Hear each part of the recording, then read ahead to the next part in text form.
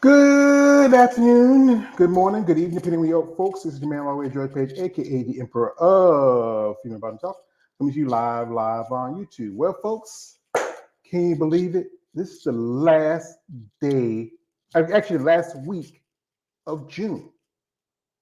I mean, what is going on? Time is it's like the clock just keeps getting faster, especially when we get older. It seems like we just started 2024 and we're pretty much halfway through it already because this is the 6th month. We're already halfway through the season. Then you hit the 7th month. That's more of the rest of the year already gone.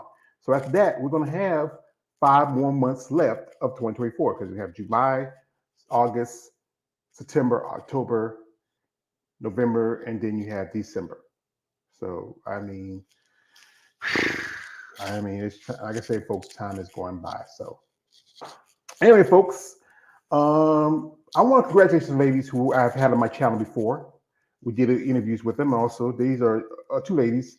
I want to recognize them for their passion for this bodybuilding sport, and I want to say congratulations to them. They just did a show over the weekend, which was a pro qualifier. That was the NPC Junior Nationals. It's in Chattanooga, Tennessee, and I want to give you a shout out. Most notably, I will get a shout to right here to Mrs. Conchetta Washington. As you know, we interviewed her early this month, and she is now an IFBB pro. She has in women's physique. She won she earned a pro card in her class, and she competed for overall, but she didn't get the overall win. So congratulations to Conchetta. I mean, in my interview I had with her family was there. Her mama, her daughter, her brother, her aunt, her husband, couple of cousins. I mean, it was a wild. I think it's an interview that I think right now there's a big reason why we're not seeing Balls Deep too much. I think it is. I don't know. We had, these Balls Deep popping in. I'm surprised. Where are you, Balls Deep? Also, I want to say congratulations to another lady who was on here, the lovely Mrs. Wendy Herslip. Sorry, he slipped. As you know, Wendy was on one of our live stream discussions last year. As you know, she is a double mastectomy. She had double mastectomy a few years back because she had cancer in both her breasts, and she competed last year at I think Teen Collegiate Show. And when I was talking about discussion about breasts, and she saw my thing, she saw my post and said, "I want to go on and talk about it." So she's a working guest. I hope maybe we can do an interview sometime down the road, a real interview. But I know she's a busy lady. She competed in women's physique, but she did not get a pro card. She looked pretty good. I think she had a good shape. So we're hoping maybe the next show she'll get her pro card. And another lovely lady who I'm a fan of here, lovely Mrs. Abby Lopez. Abby, she also competed just about a month or so ago at the John Simmons Classic, where she won both women's bodybuilding and women's physique. She was competing in both divisions also, but here was a big problem. She didn't get the pro card in either one of them. In women's bodybuilding, there was other competitors to turn pro because there was only 4 competitors, and she was number 4. She was the 4th competitor. So, I know we were talking, she's going to do some work, make some plans. I hope she does get better because she's a impressive lady. And, her story just really was interesting about how she got into bodybuilding. This is why I love talking about these ladies, getting a chance to share their story with us who don't know or understand about the sport of bodybuilding. So I want to congratulate both to Wendy, Abby, and Conchetta on their performance at the North America, the Nationals, Junior Nationals. And like I said, congratulations again to Conchetta, and now she's IP Pro. So we hope she eventually do her pro debut. If you ever want to come back on here and talk about the experience, she's a welcome guest. So, folks, this is a discussion we have about, as I talk about this quite often, how bodybuilding is a very, it's one of the sports, it's not, you don't get much out of it. And there's so much you put into it, but you don't get much in return.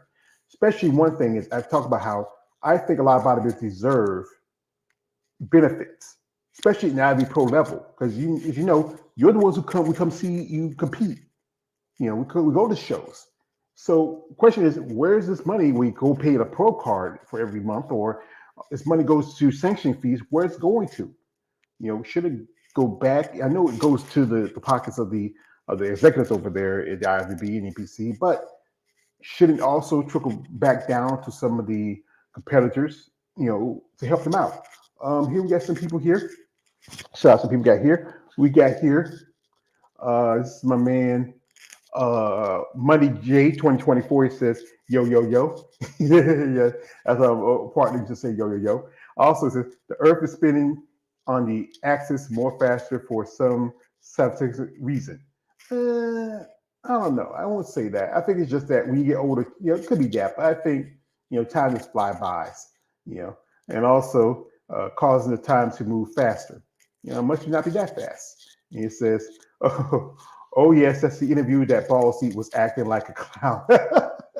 Well, he was getting called out. So I hope Ball Seat does come back. I do like him, but he needs to be more better control himself.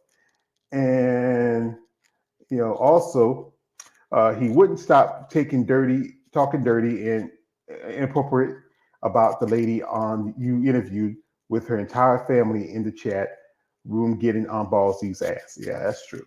Also, he says, anyway, I digress. Congratulations to the ladies for winning their NPC Junior Nationals. Well, one lady did win her pro card, others just competing. So we only had one win. That was for Conchetta. She won her pro card, but the other ladies were just there competing, and they didn't get a pro card. So maybe we get a chance to see them and get a pro card. Also, congratulations. That's her name. Conchetta. That's the name. Congratulations. That's her name. Yes, Conchetta. Yeah, I know Conchetta. And also, this is from Raheem Hamilton. Says episode 193. You're almost episode 200, George. Yeah, it's gonna be a good way before I get there. Also, this is from Money J 2024. It says bodybuilding is both a sport and a fetish. That's true. I would see that. And this is from War 2000. Well, ain't feel sorry that Balls D hasn't been in chat for a long time. Well, I like Balls D. I like him. He's one of my supporters. He's a funny character. And it's been known that bodybuilding is a poor man's sport. You know that before going into it. Yes, I know. But still, even as a poor man's sport, even poor men get benefits. As you know, back in the day, I'm telling you, my family were sharecroppers. And before then, we were slaves. My great grandfather was a slave. My grandfather was a sharecropper. My mother father was sharecroppers. And I did a little bit when I was younger. Just took a little bit here and there during the summer when there was nothing to do when I was old enough to work in the field. And I used to sometimes hang with them when little kids used to hang around. We were doing tobacco. We were putting the leaves in the barn to hang with my mom and my brothers and sisters when they were working. But back in the day, if you remember the history of America, especially, you used to work from sun up to sundown. You were working sometimes 10 to 12 hours a day, maybe even more. And there were no benefits. Even children as young as 8 to 10 years old were working. And, that's the thing is that unions came around. And a lot of the major sports have unions where you have help and assistance. Like, my partner, Mr. Big Keith Williams, he is NFL player. He still gets a pension. We got here my man KL the Wanderer coming through. Hey, what's up? Hey, what's up, KL? My man KL was busy last weekend. He had a couple of interviews. I did. Yeah. So anyway, as you know, Yeah, you was more of a busy bee than me, so. Well, like I said, I got not much to do. I got no job, I got no life, I got no woman that's got me. So I try to stay busy as often as I can. Talk about stuff. I got a couple of interviews in the pocket coming up soon. I just got to get them settled. So we talk about this. I talk about this how there should be more benefits for these competitors in the IFBB. As you know, they have to find ways to make money. Some of them are lucky enough to have a decent job. Like, good example, Sherry Priami, she's a dentist assistant. She's the hygienist, meaning that she gets paid, she gets benefits, but still, as an IFB pro, she should get maybe a little bit more competing. Because you know what? I know what Raheem says, that when you get into sport, you realize it's a poor man's sport. And Keith has said this several times. There are not much benefits to the sport compared to. Oh God!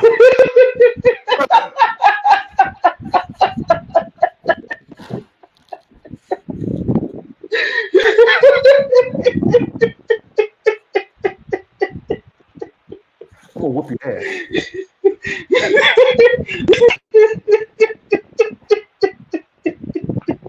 We- there's an old song back then called by the brand new said, "Punks get up, you get beat down," and you better do that shit on my show. On my show, I built this brick by brick, brick by brick. We're bringing another guy who's also a fan of the ladies. It's a man, Art of Muscle. Art just came in tail end of it. I built this brick by brick, stone by stone, and you come on my track. So, That how you was, doing? hey, All right? George, you got to admit, after last week, that was good. That was good. A particular type of criminal says, like it says, yes, I like a little anarchy and chaos. But next time, if you do something good, never do it for free. You know that. I thought the Joker loved jokes. Not on him sometimes. Oh yeah, All he don't right. like when people laugh at him. Yeah, that's right. So, all right.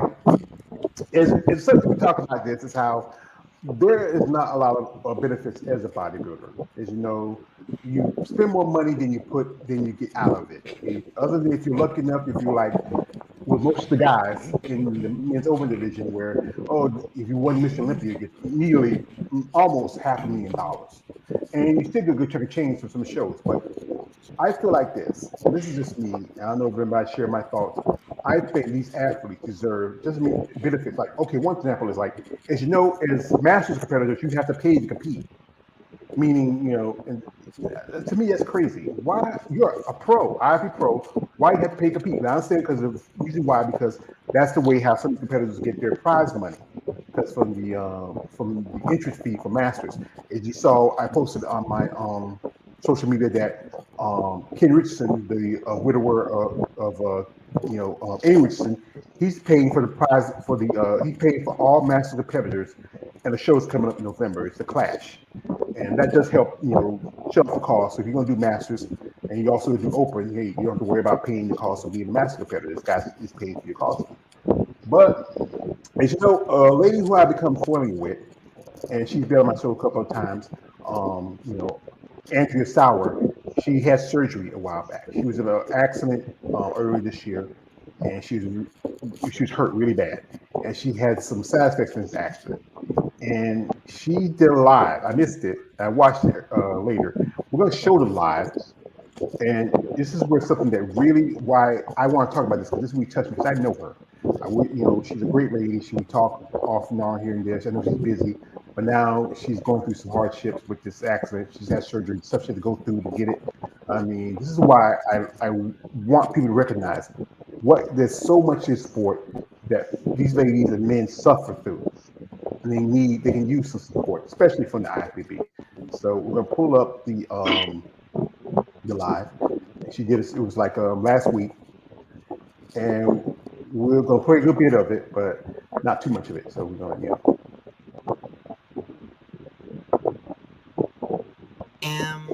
I have so much to tell you about what has been going on with my health that I figured I would just come on and do a live because I can't fit it all in one video on my story. So I am here to tell everyone that I will be having spine surgery tomorrow. I was recently in a car accident, March 27th.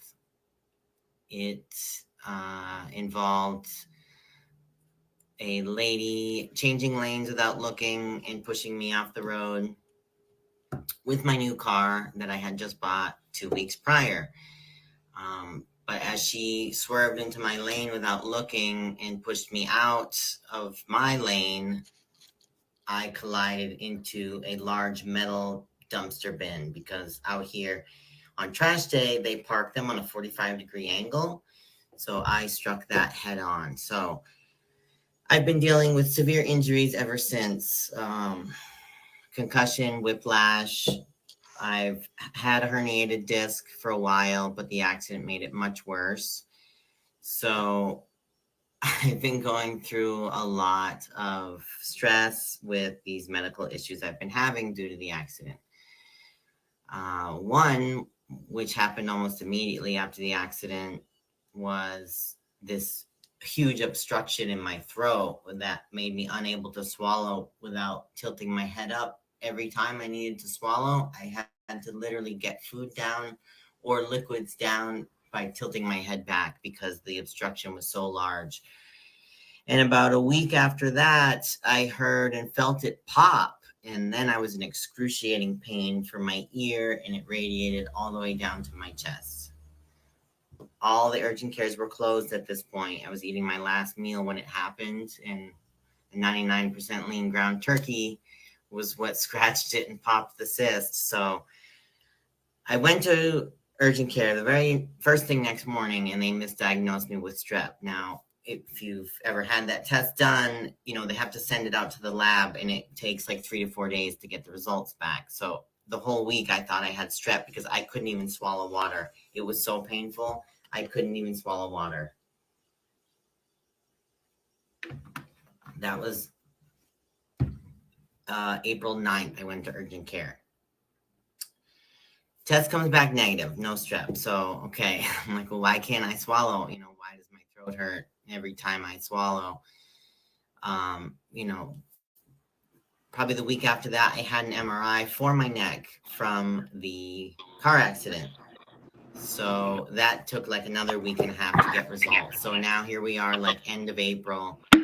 And in the MRI, it shows I have a 21 millimeter duct cyst. It's called a thyrocolossal duct cyst in my throat. It's attached to the bone, which is why it requires a major neck surgery, because they cut you open through here, not here, to remove the cyst and part of the bone. This is what the first ENT told me.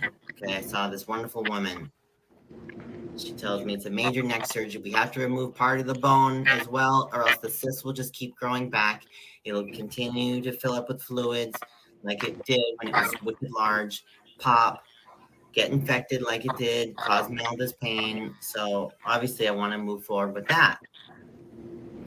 And she says, oh, this guy's great. She sends me to the ENT surgeon. I go, I have a test with him. I see him. He doesn't even examine me. They tried to put a camera up my nose, down my throat, and it hurt so bad. I told them, get this thing out. So obviously that test was unsuccessful. This guy comes in and says, well, if I did MRIs on people, I'd find cysts everywhere, right? So he doesn't believe that this obstruction in my throat is from this 2 centimeter cyst that the MRI clearly diagnosed me with. So I'm like, okay, so what am I supposed to do? Just live the rest of my life being unable to swallow and in pain all the time? If I do this surgery on you, you're going to come out of the surgery with the same exact symptoms, and I'm not going to do this unnecessary surgery. And it goes on, right? So I'm like, okay. He goes, so I'll order a CT scan. I want to do more tests, and I requested a second opinion. So I had the CT scan scheduled for last month in Burbank. The day of my CT scan, mind you, this involves fasting. So the day of my CT scan, they canceled last minute. Told me there was no tech available to do it. So the next available CT scan was today. So I had to get it done before my surgery tomorrow. So I fasted all day today. Went to Pasadena, did the CT scan, which was very unpleasant. You can't breathe, you can't swallow. You're in a tiny little MRI machine with the contrast. I could taste it. I could feel it going into my body. I was panicking because they don't let you breathe. You have to, breathe normal, which I take very deep breaths to calm my nerves because I have anxiety and I'm on a medication that causes anxiety. So that was just very unpleasant today. And I'm hoping the CT scan that I paid $260 for today actually shows some good results, and that I can speak to another ENT next month virtually because I'll be out of commission. And hopefully he will have some common sense to properly diagnose me and get rid of this large cyst that I have in my throat. So that's one part of the medical update.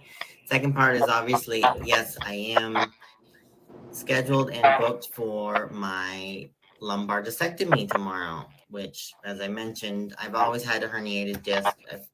I've had it for quite some time now. It has caused extreme sciatic pain for years. I really felt it during my last season in 2023 when I competed. I did 2 shows, completely injured. The nerve bundle in my spine is so damaged from this herniated disc that not only does it cause, like I said, severe leg pain, but my foot was severely injured that whole season. So I wasn't able to do the cardio that I needed to do because I could barely walk. I couldn't drive my car for 2 weeks because it's a stick shift, and that's the same foot. So those of you that have been following me, I'm sure you've heard this story from, how challenging that season was.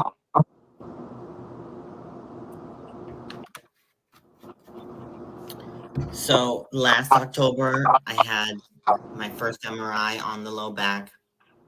It discovered a 4 millimeter disc bulge between L4 and L5. And imagine a rope, which is your nerve bundle in your spine. It's called the spinal canal. That's where all the nerves live happily.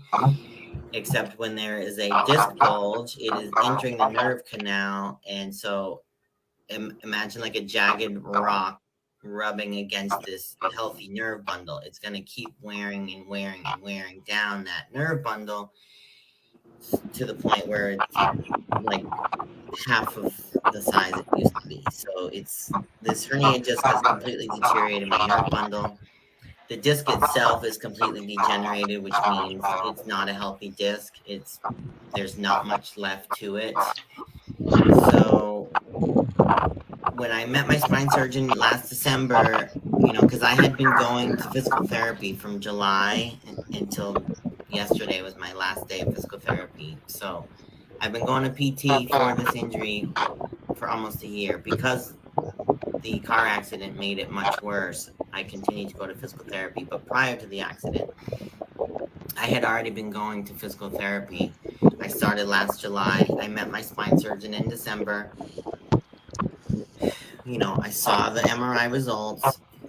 I have a very honest and caring surgeon, and I just told him I, want to try to continue training and doing what I'm doing with physical therapy, treating it that way. I didn't want an epidural, which is what the pain management that they recommended. I didn't want that. I didn't want pain pills. I didn't want any of that. I just wanted to be healthy. So moving forward, December to March 27th, when I got to the car accident, obviously it caused some major neck problems. I had a concussion. I was having such severe headache, and I never have headaches, and my migraines were so bad. I was vomiting twice. I was vomiting from the migraine, the concussion symptoms. So it was brutal, and on top of that, I was dealing with this whole throat issue. So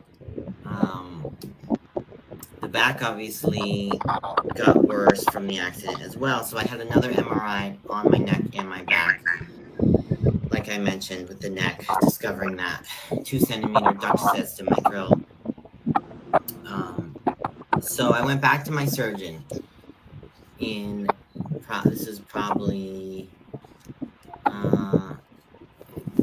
somewhere between April and May. I don't remember when exactly, but I had the MRI in April, so I probably booked an appointment with him to speak with him right after that. So maybe end of April, I saw him again. I saw the new MRI results. I started crying in the office because I couldn't believe the nerve damage that I saw from this herniated disc. So I wanted to move forward. I decided to move forward with the surgery. So here we are. Months later. I mean, if you think about it, my first MRI on this was last October, and I've been going to physical therapy for this for almost a full year now.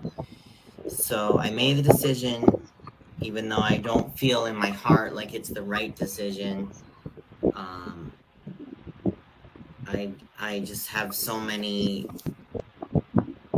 second thoughts on this procedure moving forward, especially since he just called me when I got my first meal in today after my CT scan on the throat. He called me and said, "Hey, I have to tell you something. I'm notifying all my patients. I just found this out last night that the hospital is no longer employing me and I won't be able to treat you after August 16th.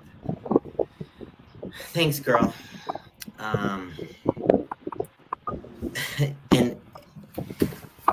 it was very nice of him to take the time to call me and explain that to me, but the day before surgery, I mean, I can't really back out now knowing that he's no longer going to be available to treat me after August.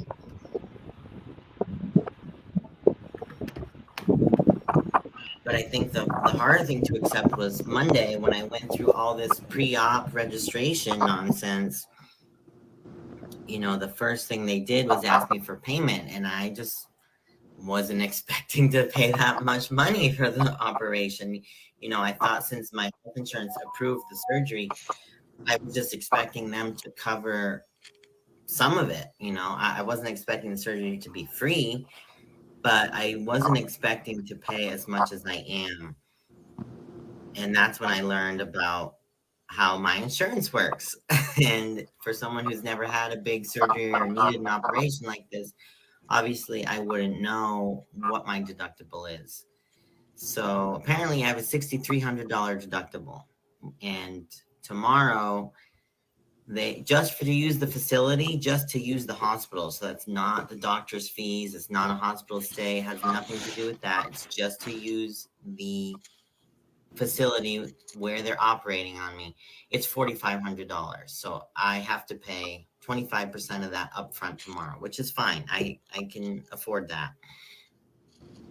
But so then I'm almost at my deductible, right? So once I reach my $6,300 deductible, then insurance will kick in for 60% of the remaining fees. I am still responsible for 40%. So say the surgery is 10 grand. Say the surgeon charges 10 grand for the surgery. The insurance will pay, after I reach my deductible, the insurance will pay 60% of that, which is 6 grand, but I'm still going to owe another 4 grand. So, we're looking at almost $900, $9,000 at this point. No, he's in network. It's just that our insurance sucks. It has a very high deductible, and I was unaware of that. And I had tried calling every number possible months ago when I committed to the surgery to find out how much this was going to cost me. Nobody got back to me. Nobody wanted to help me. Still, no, I just feel like nobody wants to help me because I was on the phone. I was on the hospital campus all day Monday, and I was on the phone with my insurance. I was on the phone with the doctor's office. I was on the phone with everybody I could possibly call to figure this out. And that's the straight answer that I got. So once I reach my $6,300 deductible, insurance will kick in, but not for 100%. Then they will pay 60% of it. I still owe the 40%. Until I reach my out-of-pocket, which is $9,100, then insurance will cover 100% of it. So at least, I should be close to that $9,100 out-of-pocket after this surgery, which is why I'm doing everything I can to move forward with this surgery, because I need to get this cyst out of my throat, especially now that my deductible is going to be covered and my out-of-pocket is probably going to be very close. So I need to get this surgery done as soon as possible. And with this loser of a doctor who's telling me that I don't need surgery and that I'm going to have the same symptoms if he removes the cyst is just ridiculous. When the first ENT told me I need to have this major neck surgery to remove the cyst from my throat, because obviously the impact of the accident jolted the bone, which irritated the cyst, because the cyst filled up like 2 days after the accident and I couldn't swallow. I couldn't swallow without tilting my head back. And then once it popped and got infected, I couldn't even do this. I couldn't even touch my throat. It was so sensitive and I was in so much pain. Obviously, I don't want to go through that again, which is why I need to have the surgery done. But I also need to get a second opinion, because this loser of an ENT refuses to do this operation because he doesn't think that's what's causing my symptoms. So I am here to say thank you for all of your support. I have some great fans that purchased this sweet new Celtics cap for me since they won. Woohoo! If any of y'all watched the finals, it was a great game 5. And my friend Denny also got me this sweet crop top Celtics swag that I love because it's super, super soft. And it's just a big, oversized crop top, which I love because they're super comfy. And then my friends also, this is a different friend, got me this book off my wish list so that I have something to read while I'm recovering. And I saw this author on a Christian television show with Kirk Cameron. It's called Takeaways. And this author, Ruth, was just talking about it. And it really resonated with me. Because there are so many unwanted, unexpected, and not according to plan circumstances, like she says here,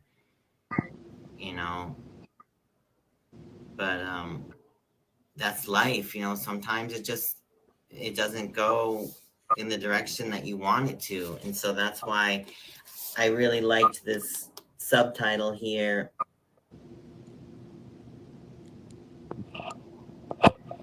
Thanks. Well, like I said, folks, I wanted to recognize Andrea, Andrea, because she's been on my channel before. We talked, and she's a great person. I mean, what she's going through is it's awful, but she's a survivor. She's been through a lot, and I just want to recognize this. This is why I like to talk about stuff like this. We have here my big bro here. He just came into the stream.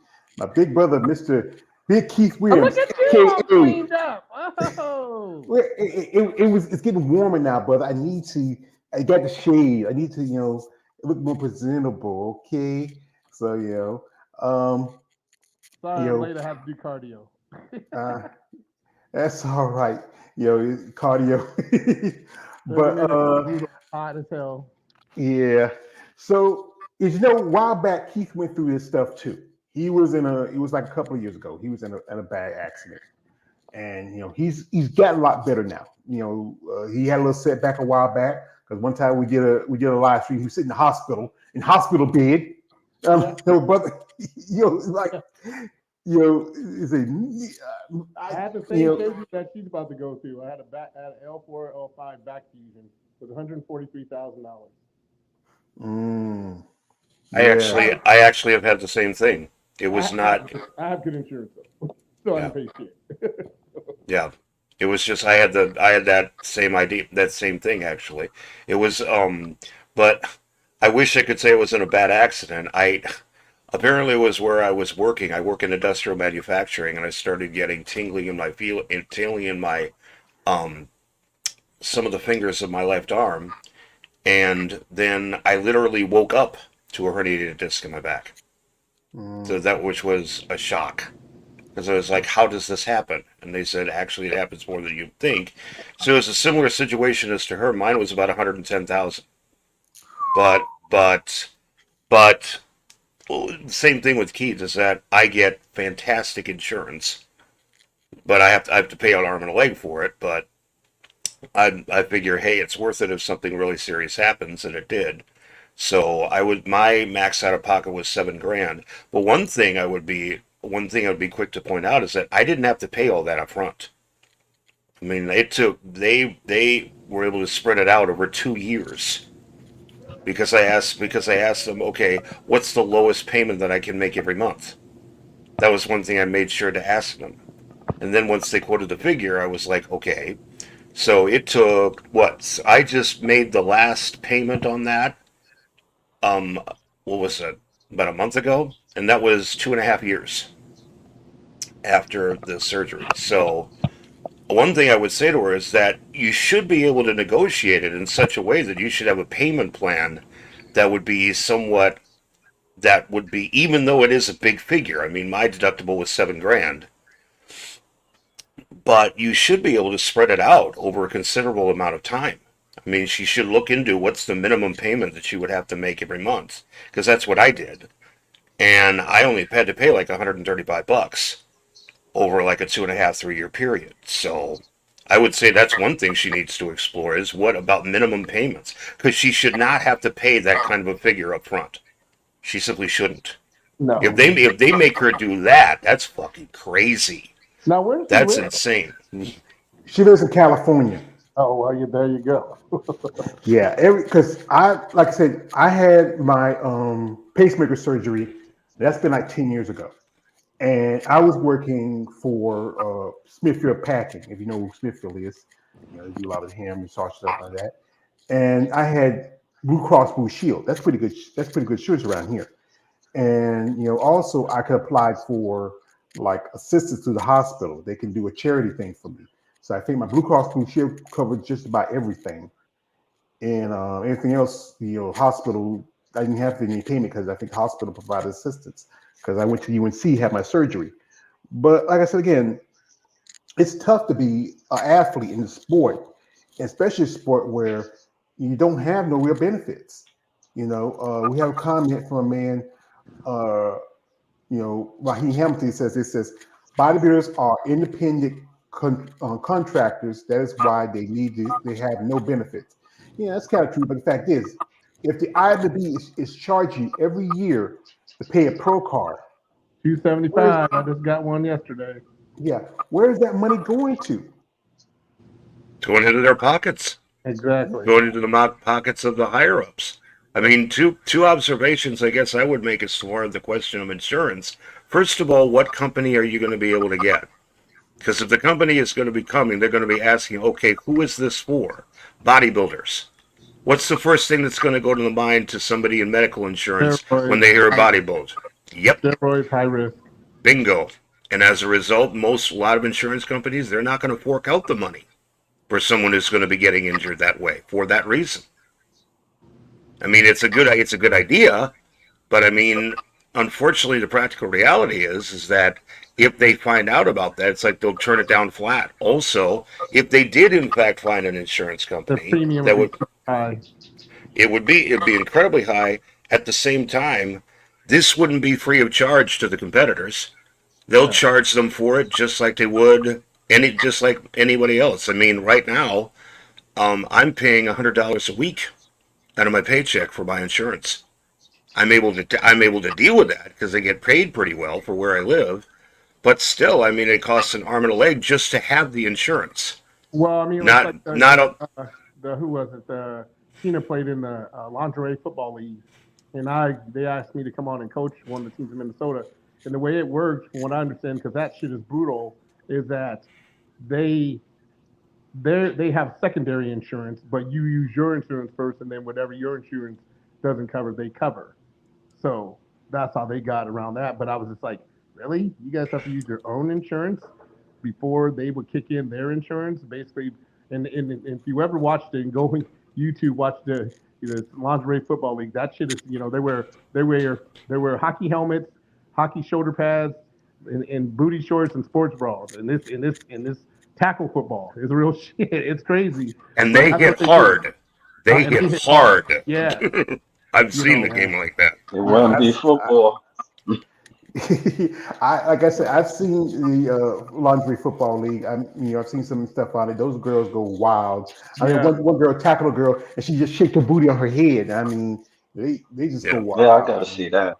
I one time I made a joke where in one of the videos says, I think afterwards I think it's you have to I probably find but the joke was like I know when you finish cleaning the arena there's a lot of tissue and Sticky tissue by any chance? there's a little twist there. There's a little twist there. But like I said, maybe this is me. Instead of this, y'all are athletes, and even the NFL have insurance for their players. They have, and these guys, Keith being he was in the league for a long time. Those guys, they're in a high risk career. You can worry about the CTE thing that came up a few years ago. Also, there's always stories of steroid use. That happens quite often in that sport. Or just Well, bodybuilding. here's the thing. When it comes to us in the NFL, we have a union, and that's something that us as IFBB pros don't have. Which, even when I ran track, the USOC, cover our insurance. NFL, I get a pension. I don't work anymore. I get a pension every month in the mail, but I paid into that system.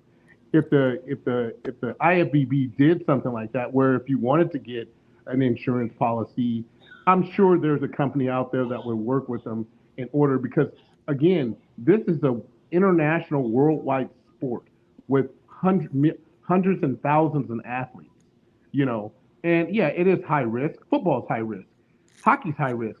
Baseball's high risk, but you have to give some option out there because guys, I mean, think about it. I mean, these teams, I mean, an NFL team will pay a guy like Jason Tatum to sign a $63 million contract per year.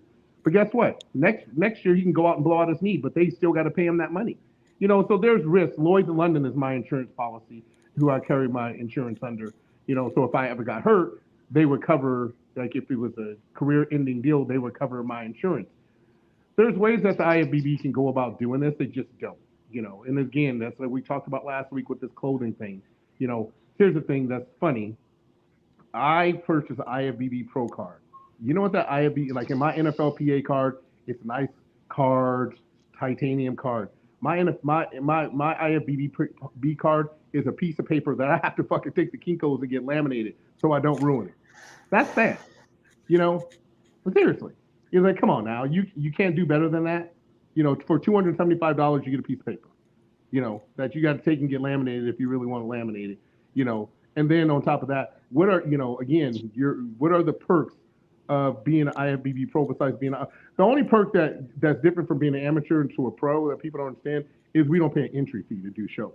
We sign a contract. So we sign a contract, we get into the show, but we don't have to pay for the entry fee like amateur athletes. To me, that's the only difference because I get only the top 5 get paid money in these shows, and then the rest, you just shit out of luck, and hopefully the next show you do better. But it's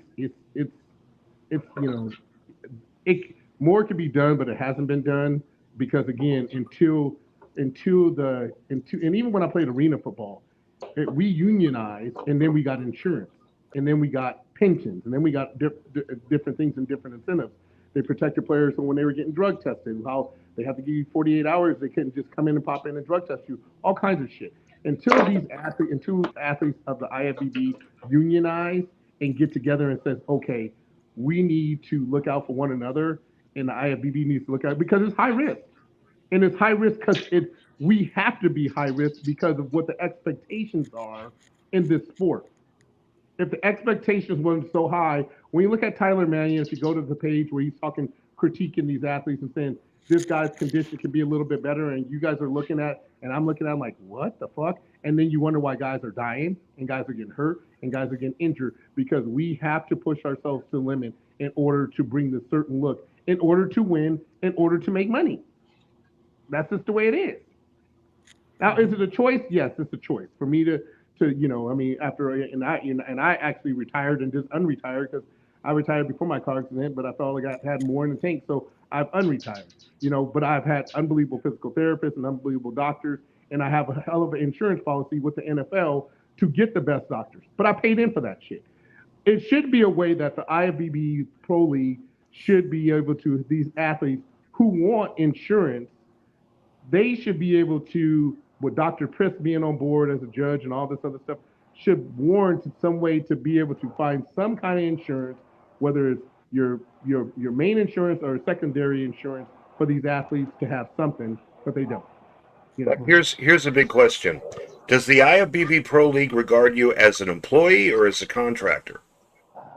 How do they actually see you? I guess a contractor, because we just sign a contract and then you're in the show, so you're not like an employee. But the funny thing is, say for instance, I signed up for a show and then I bailed out and didn't give the IFBB notice, I'll get $1,000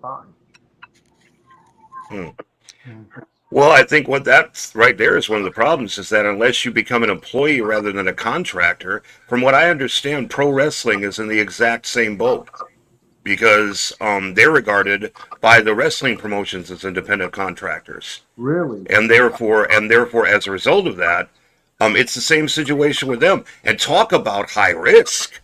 Yeah. I mean, with everything that they do. I mean, I'm trying to remember who the pro wrestler was who said your typical average pro wrestling match is the physical equivalent of getting in a car accident.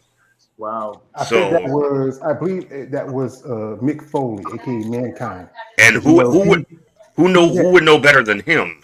Yeah, he had more injuries. Him and Jackie Chan. Jackie Chan, he has the most broken bones, and Mick Foley's right behind him. And Jackie was insured by because he did most of his own stunts. Some stunts he didn't do, but generally, good part of them did. And like this, even if you know all your content on mixed martial arts MMA, they are also considered contract workers. But when they sign a contract to do a fight, the promoters will pay their insurance for the fight. Some promoters will do that, some don't, because you're going in here, you're going to get hit, you're going to get hurt, you're going to get injured. I've seen guys like, not that long ago, I'm not a big fan of his. It's common, I call him Cross Timothy Charles. He was in a situation which he just broke his whole leg. I think it was just middle of a match. That was with Dustin Poirier. That was like about 4 years ago. Somebody's audio is really, really bad. Sorry, sorry to interrupt that, but that's like hurting at this point. House, so I know Okay. Yeah, and even like I said, this is a sport of risk, but still, the thing is, it should be. I'm like this. We come to see guys like Keith, Andrea, we come to see y'all competitors.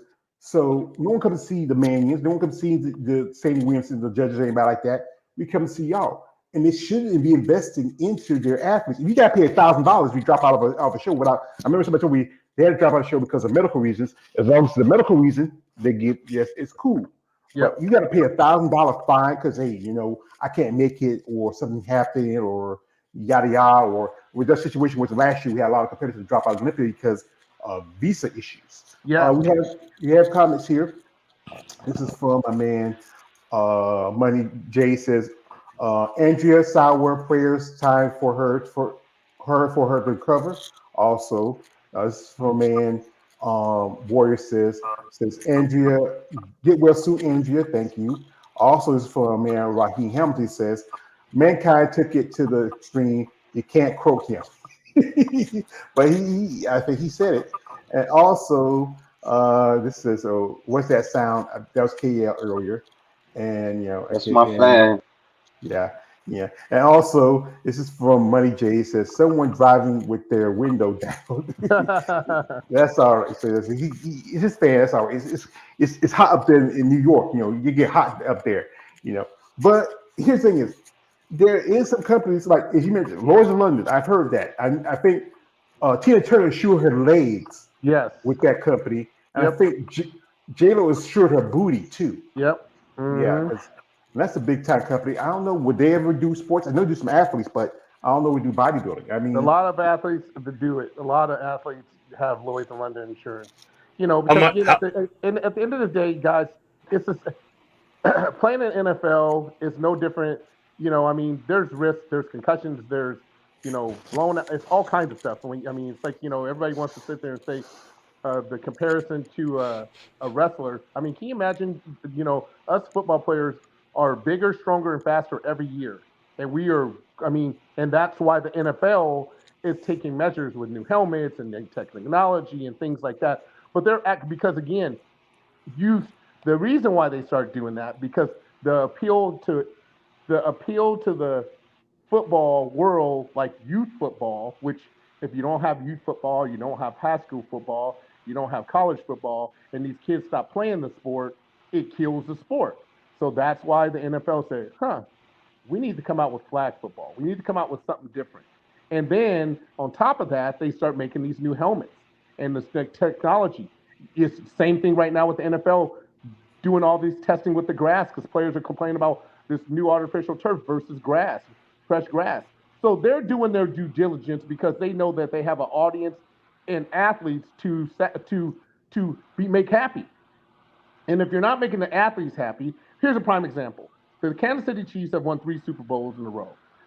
Every year at the end of the year, the NFL, every player gets to vote on their facilities. So the Kansas City Chiefs were rated an F, a D and an F on facilities and other stuff.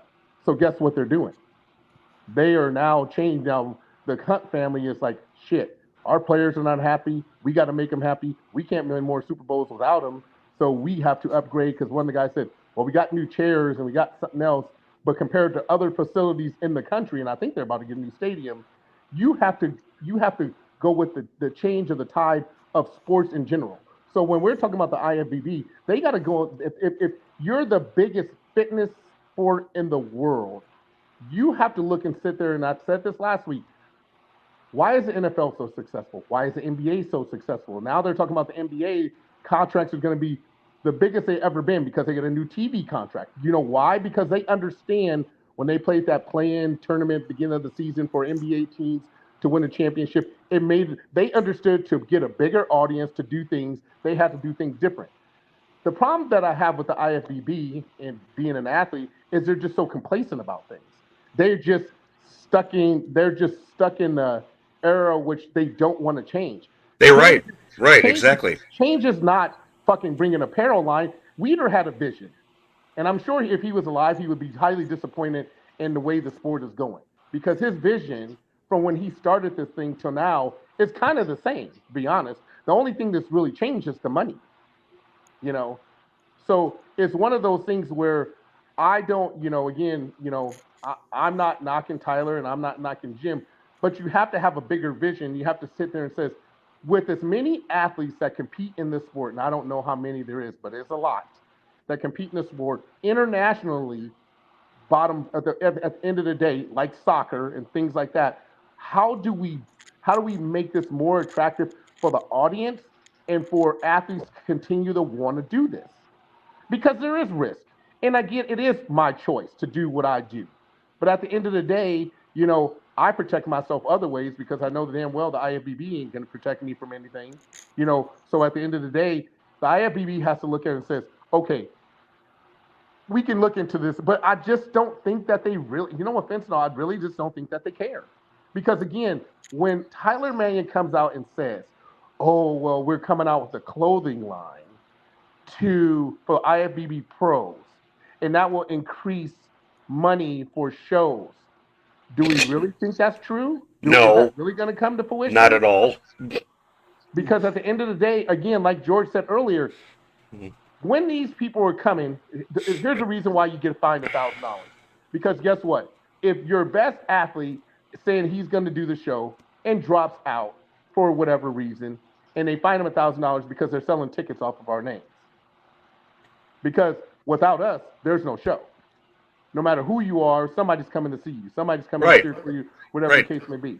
They don't, no offense at all, they don't give a shit about Steve. They don't give a shit about Tyler. They don't give a shit about Jim. They don't give a shit about Sandy. They don't give a shit about any of those judges. They're coming there to see the athletes. And the shitty thing about it is it's like Chris Mims had the best idea ever. And I don't know if it ever came to fruition, but it was like, if you go online, George, or Art goes online to buy a ticket for a show, who are you coming to see?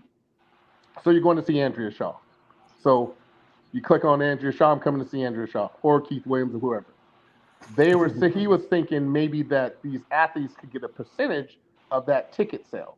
It may be 2%, 3%, whoever knows what it is, but a percentage of the ticket sales that the person says that they're coming to see that person. Because everybody, it's like at the Olympia now. You got the award for bodybuilder, like the fan favorite. So everybody can go online and vote for who they want as a fan favorite. So Rolly Winkler won, I think, the first year where he was the fan favorite. He didn't win the show, but he was a fan favorite because everybody's going there to see somebody. And that's what they need to do, you know. But again, from what I've understand being in the sport for 15 plus years, it's a very selfish sport about whose pockets are being lined and whose are not. And the damn sure ain't the athletes. Yeah, actually, it's just like it doesn't make sense. Where instead again, the athletes are the reason why people come to the shows. And any company who tried to invest more, like I'm saying, like I work at a strip club, and the girls were contracted workers, but they had to pay the dance. You know, they had to pay a fee. You know, before you come in, you sometimes some hours you may have to pay just for the DJ fee, but you come in early, you don't pay the club fee. But the club fee goes up each time you come for every half hour. You know, and sometimes some women will come in like 1 o'clock in the morning. We usually, if it's during the week, we close at like about 5. So they come in 1, they make their money back from the fee. The fee would be like $100 some, sometimes $200 some depending. And hey, they make their money back because they make the money back and then some because hey, if it's a good night. But like I said, Well, this it's is just where like I told you guys last week. So George, if you go to a show and you're a coach, you have to have an MPC card, which is I think $175 or something like that. Because what they say is because if you don't have an MPC card, so you pay for the $175 for the MPC card. Because I remember this at one of Wings and Strings show. I think it was at Tampa. So if you don't have a pro card or an MPC card, you got to get one of those because of insurance purposes. Because being backstage is you're a risk. If something happens, you got to be backstage. So you come under the MPC or the IFBB insurance policy. If something happens, I don't know what the hell happened as a coach backstage. But on top of that, you still got to buy a coach's pass, which is $150. So not only do you got to buy an MPC card because you can't buy an IFBB Pro card because you got to earn that shit, but anybody can buy an MPC card. You then got to buy a coach's pass for $150. So you're talking about $275 right there. That you 200. Well, actually, 325 that you're dropping to be backstage with your athlete and to get an MPC card, even though you're not competing. So any of you guys can go to a show and say, I want to buy an MPC card and buy one for $175, buy a coach's pass, even if you don't have an athlete, and go backstage and chill. Because they're making $325. And you still got to have a ticket to the show, by the way. So Yeah. Well, it's like another problem is, however, is that like I've said before, 99% of the planet has no idea about this at all. Nope. Nor do they care, for that matter. So the trick is you got to get more of that 99%. Number one, to be aware of it, and two, to become interested in it. One of the big things that they can do, and you're absolutely right, Keith, they are stuck in a time warp. Yep. Especially when it comes to technology, they need to be using the internet more, and they need to be exploring advertising options. Well, and paying for advertising options, exactly. Not just asking for stuff. Because they need to be. I think you went off the air the last week when I said as we start talking about this. So when you go to a Wings of Strength show, let's say that prime example, and I think George, you said you went to the Savannah show. So yeah. When you are sitting there in the audience, you remember that big screen that they're flashing all the shows and all the things and where they're going to be at in the cities. And it's an unbelievable production that Wings of Strength put on. Unbelievable. My question is, if you're going to have the Chicago Pro come to the Chicago Pro or the Tampa Bay Pro coming to the Tampa Bay Pro, why aren't you paying the local people just right? Right, exactly. Exactly right. The Tampa Bay Pro is coming to Tampa Bay, Florida. It's like the circus or whatever the case may be, or a football game, or think of what is the Comic-Con or whatever that goes to Tampa and all this other stuff. They advertise that shit before it gets there. And again, Wings of Strength does such an unbelievable job. It's like if you write a check, they're gonna put that shit on the air and they're gonna air it as many times, whatever the contract appease the contract saying, okay, well, I want this ran X amount of times before the show. Because when you go to those shows, it is awesome, the display of the athletes that they show, pumping up, the shows, everything. I said, why aren't you putting that on commercials is the question. Right, exactly. They should be, here's what they should be doing. They should be going to every local media personality that's available. Radio, TV, internet, podcasting. Who are the most popular radio personalities? Who are the most popular podcasters in the area? They should be going to them and having interviews with them to be able to. Back in the day, remember back in the day, musicians trying to get their music on the radio. So they would go to the most popular DJs, slide them some money under the table because they weren't making much money from the radio station, and they're like, "Hell yeah, I'll put your music on. Hell yeah, I'll tell them that you're going to be at the carnivore, at the next deal performing live, this, that, and other." That's what they did, and that's what the IFBB is not doing. And you cannot tell me that they don't have enough money to do it. Right, they should be able to shell up for that. Another great idea, and this was, I don't even know if this group still exists, but there were a group of female bodybuilders in Brazil that banded together and they formed an organization called Gladiadores de Ferro, which was Iron Gladiators. They staged a outdoor Muscle Beach in downtown Sao Paulo in Brazil, which is one of the major cities that they have. They roped off an area, they got a permit, they brought some equipment out there, they started training, they got a crowd, and they use that as an opportunity to educate people on female bodybuilding. And it's where is this here? Why are we not doing that? Why are we not doing that here? And you have the Muscle Beaches of LA. Because if you ever been to Muscle Beach in Venice, it's like outside. It's an outside gym, and it's like you can pay to go in there and work out. But it's just like watching people and watching TV, watching people work out. It's the exact same thing, but they're not utilizing it the way, because Muscle Beach is legendary. It's like Bev Francis, Gold's Venice. These gyms are legendary places that people, they're destinations that people go to. If you go to Gold's Venice, where I used to train at, you can run into Magic Johnson, you can run into any celebrity that you want in these places. And the same thing is this Muscle Beach place, like you're saying, Art. It's like, you do this, but the IFBB is just not doing their like we were just saying. It's like they're not doing enough for the sport, and they're not doing enough for the athlete. Period. Right. I remember that thing because Samara Bot, having a couple other ladies from Brazil that did that, because I remember they posted it on their social media. I used to follow Samara Bot when she was competing. We have here a comment from a man. He says Nick Cannon insures his special place. He needs to all the kids he has. Also, he says, Keith, flag football is trash. It's not working. They did it at the Pro Bowl, and the ratings is still down on that event. Raheem, are you that ignorant? You have to be that fucking ignorant to sit here and say that. Flag football is in the fucking Olympics. Are you kidding me right now? Flag football is a universal sport now that all kids and boys and girls can play. In the NFL is I don't even know how many billions of dollars they work. So you want to say it's trash, Raheem, but you're an idiot, because again, at the end of the day, when it boils down to it, they appeal to the audience. Flag football, you make it say it's trash, but you watch these girls, you watch these little boys, you watch all this other stuff. And if it's trash, why isn't it Olympics now? Yeah. Why isn't it Olympics? Right. He has comment says, KC got Taylor Swift to get the new people to watch. That's true, because she's somebody everybody knows, especially if you're not a football fan. Also, he says Joe Weider wanted to expand his bodybuilding into mainstream Hollywood. He wanted them to branch out to new artists. Also, remember, that's why Arnold Schwarzenegger is who he is. Right. Yeah. I remember this. Joe wanted to get bodybuilding into the Olympics also.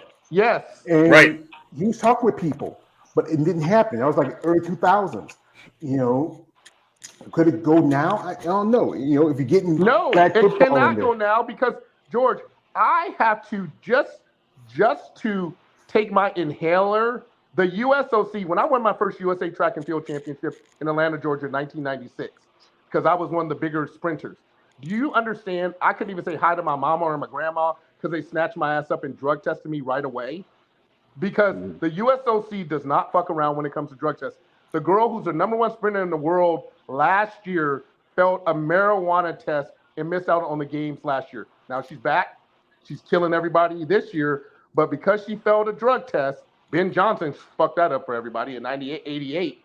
You know, that's why bodybuilding can never, ever be natural. Yeah.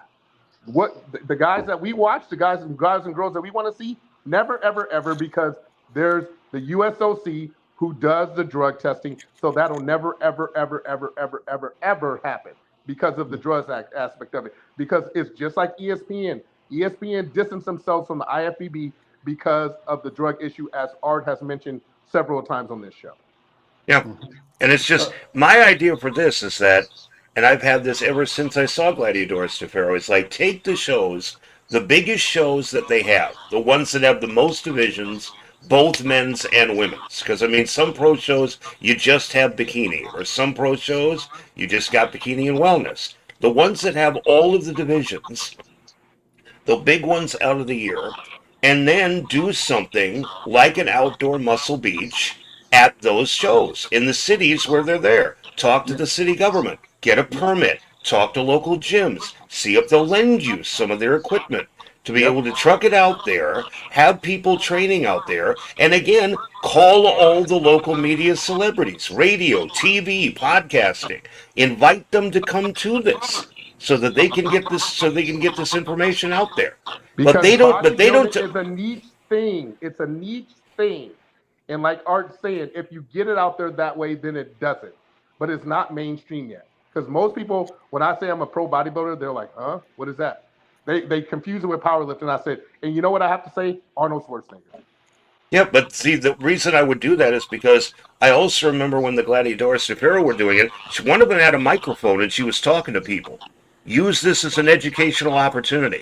Yes. So if people don't just have people training out there or flexing or posing, use this as an opportunity to get questions from the audience, and then use it as an educational opportunity. So you kill two birds with one stone. You advertise for the show, and you also be able to counter all of the media programming that people have been able to deal with. If they would take this opportunity to do that, I think a lot of things might change. Yeah. Here we got a comment from a man, Raheem Hamid says, I keep saying it, these shows have to hit big market cities. Small cities, money-wise, doesn't help. Well, Chicago is a big market city. So is Tampa. So is, even though they do the New York Pro in New Jersey, it's New York. It's adjacent to New York. They do it's mostly the reason why they do it in the small cities is because of the cost of the venues. You know, right now you have the Olympia is going to be in Vegas again. They had Orlando. Vegas and Orlando are two big markets. Orlando is a family city. That's why I remember when Shauna Bottle would go, she always bring her kids because they can go to Disney World and have a good time. You remember my last conversation about the thing about using mainstream companies get involved. You see, I used that picture of Andrea and Natalia Cuejo standing with Mickey Mouse because that's a big market. Disney, even though it's the movies and stuff it's putting out is not doing too good because of the whole stuff that's going on. Those are major markets, and I said, "Agree, yeah, let's do like right now. It's good season because it's warm. You can set up a nice little place. Get some of the like ladies and men and all the different divisions representing. You get them out there. You get like promoters like Tim Gardner who promotes. George. Here's the thing, George. Which kills me, which I don't understand, which Art has a very great point is. You put on all these goddamn expos at the Olympia, at the Arnold, and at the et cetera, et cetera. Why not make a mini expo at outside at what like Art's talking about? You do these expos all over the Olympia has the biggest expo. The Arnold has the biggest expo. They have these expos at every show. All these vendors. Again, like Art says, why don't you take the shit outside to your show to give the audience the understanding of what this sport is truly about? It's like the cool thing, what they did with the girls last year. Remember at Worlds after the World Championships, they did with Andrea Shaw, Angela Yo, and the competition they had. Yeah, the competition in the gym. You know, Yeah. and now they're doing it like, you know, they had Samson Dua, Derek Langford. I just watched the video. I think it was Derek and Chris Cormier was the guy who was kind of putting the weight and train on. They have one with Bear, the classic physique guys, doing the same thing. But again, they're doing it in such a small market of just the people who actually, you know, and I just happened to stumble upon these things. I didn't know what was going on. But if you do that in a bigger market, people will be like, wow, that's kind of cool. You know, Right. you got the I don't know. I probably would say right now, Chris Bumstead probably has the biggest following out of anybody because everybody loves Chris Bumstead. You know, because Chris and he's a very mellow, quiet guy that just goes about his business, does his thing. But when you have somebody like that, that every kid at the gym, C-Bum, everybody calls him C-Bum, C-Bum, C-Bum, C-Bum. He is probably more popular in the gym industry than anybody right now. So why not take that tool that you have and use it to your advantage? But they don't. Mhm. You know, it's like this guy Gymshark. This guy came out with this thing, Gymshark. Every guy, and I don't even know who it is, but he has to be a genius because everybody when I go to the gym is wearing this shit. Gymshark, Gymshark, Gymshark. I'm like, what the hell is Gymshark? But everybody's wearing it, and guess who wears it? C-Bum. I know they're paying him a lot of money, but C-Bum is wearing it. Right. We got a comment here from a man right here. Says they can go onto Logan Paul podcast. Yes, I don't listen to Logan Paul like that. Also, Shaq has a podcast. You all said Shaq support bodybuilders. Well, he can say something because he goes to the shows. Also, Raheem says they used Muscle Beach on Baywatch back in the 90s. Yeah. Yep. This is from a man, Warrior 2000s. Raheem Hampton didn't know that. Thanks for the fun fact.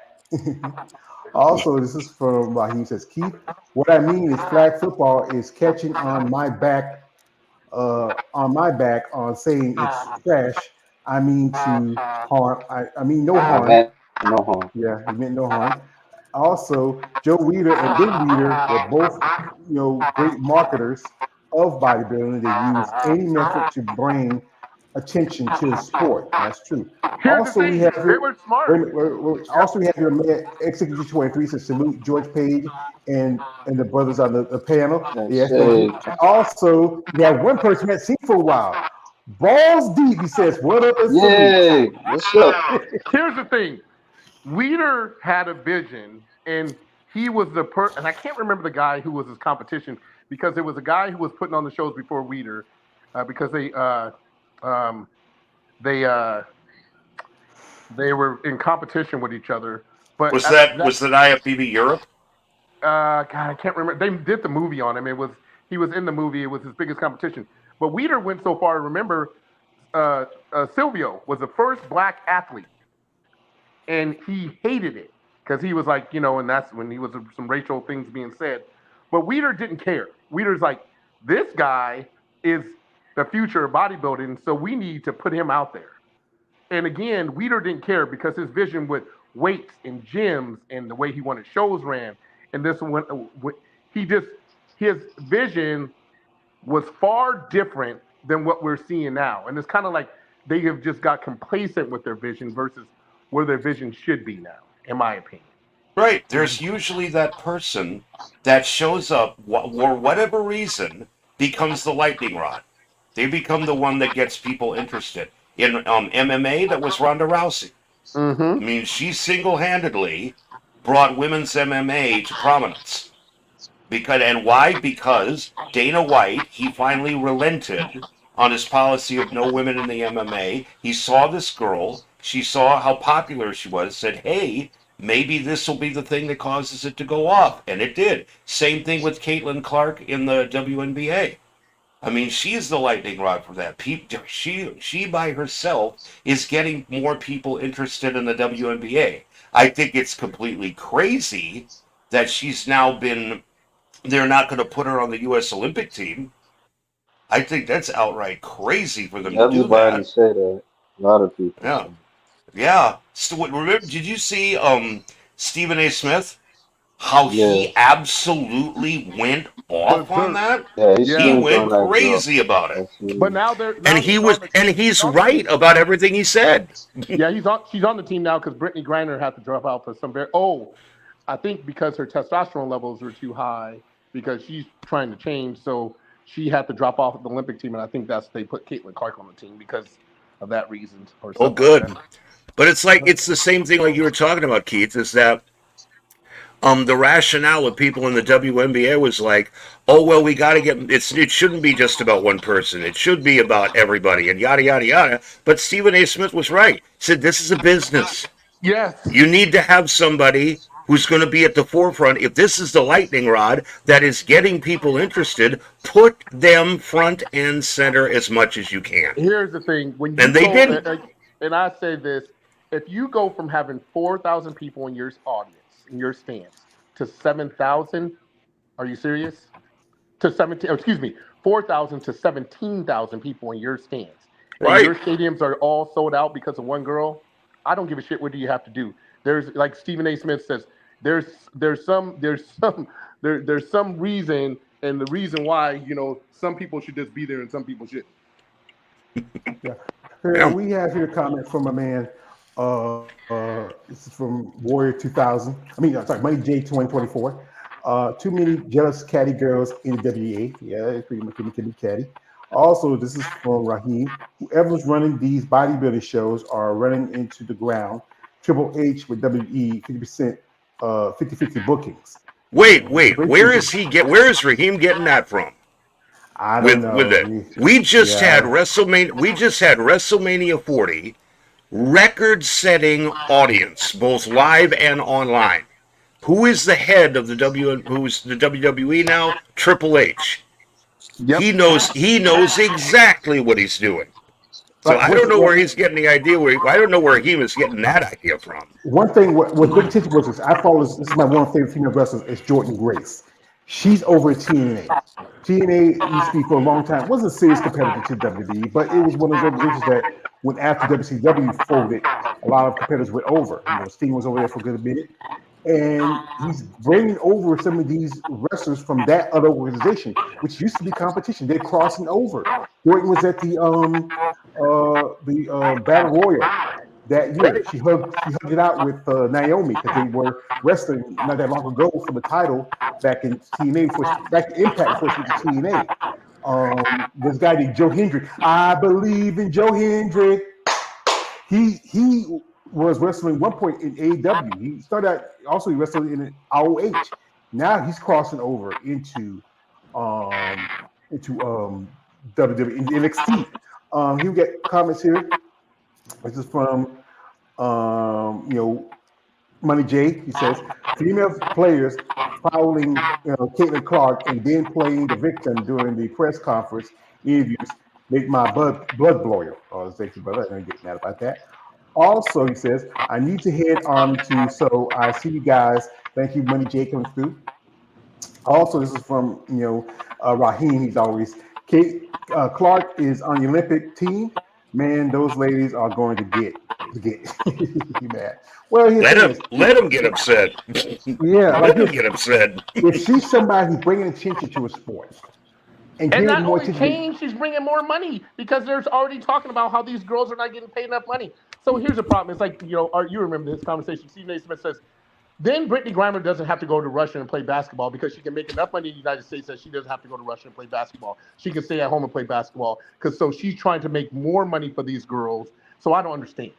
I don't get it. Well, it's just sometimes I think it's the idea.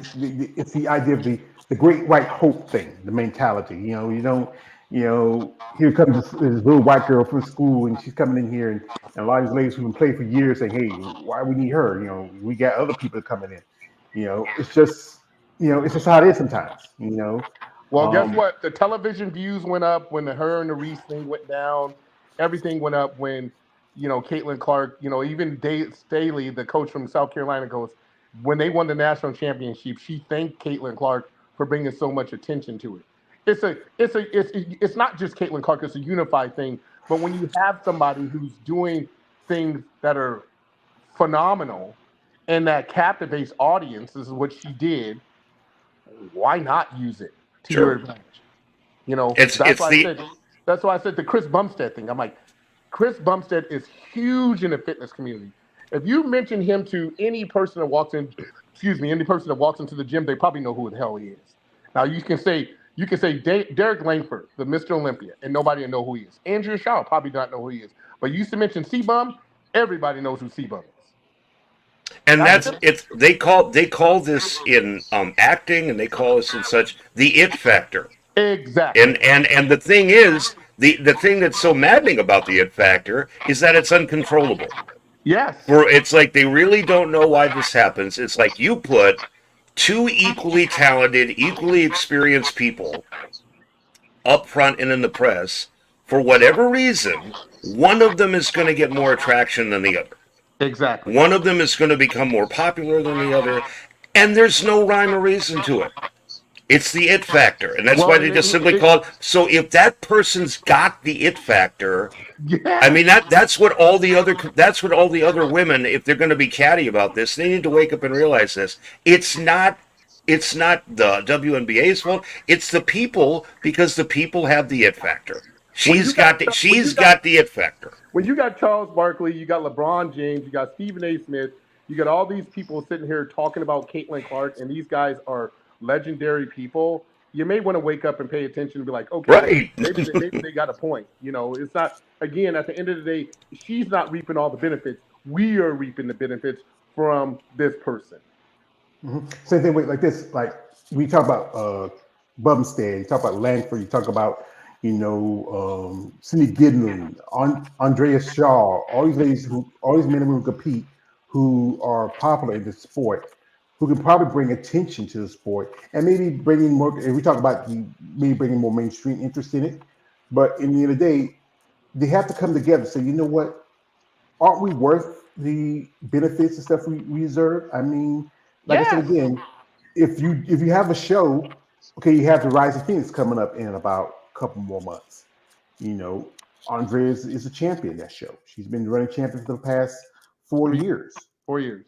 Yeah, and she's there. It gets a lot of attention. You were there, and we talked about this. I told you don't put your hands on my woman next time you see her. I had to do that. But And again, here's the thing: the ticket sales that they make at the Olympia, would they be the ticket sales if let's say the top 10 athletes at these shows didn't compete? Would they be there?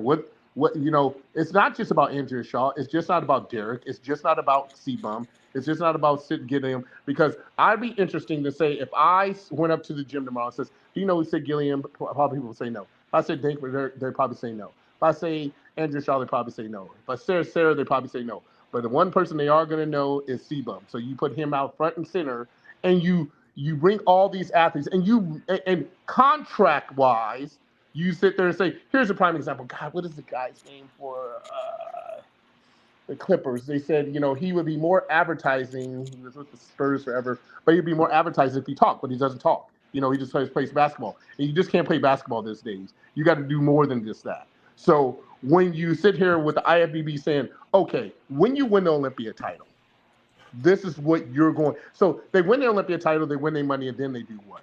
They don't do nothing.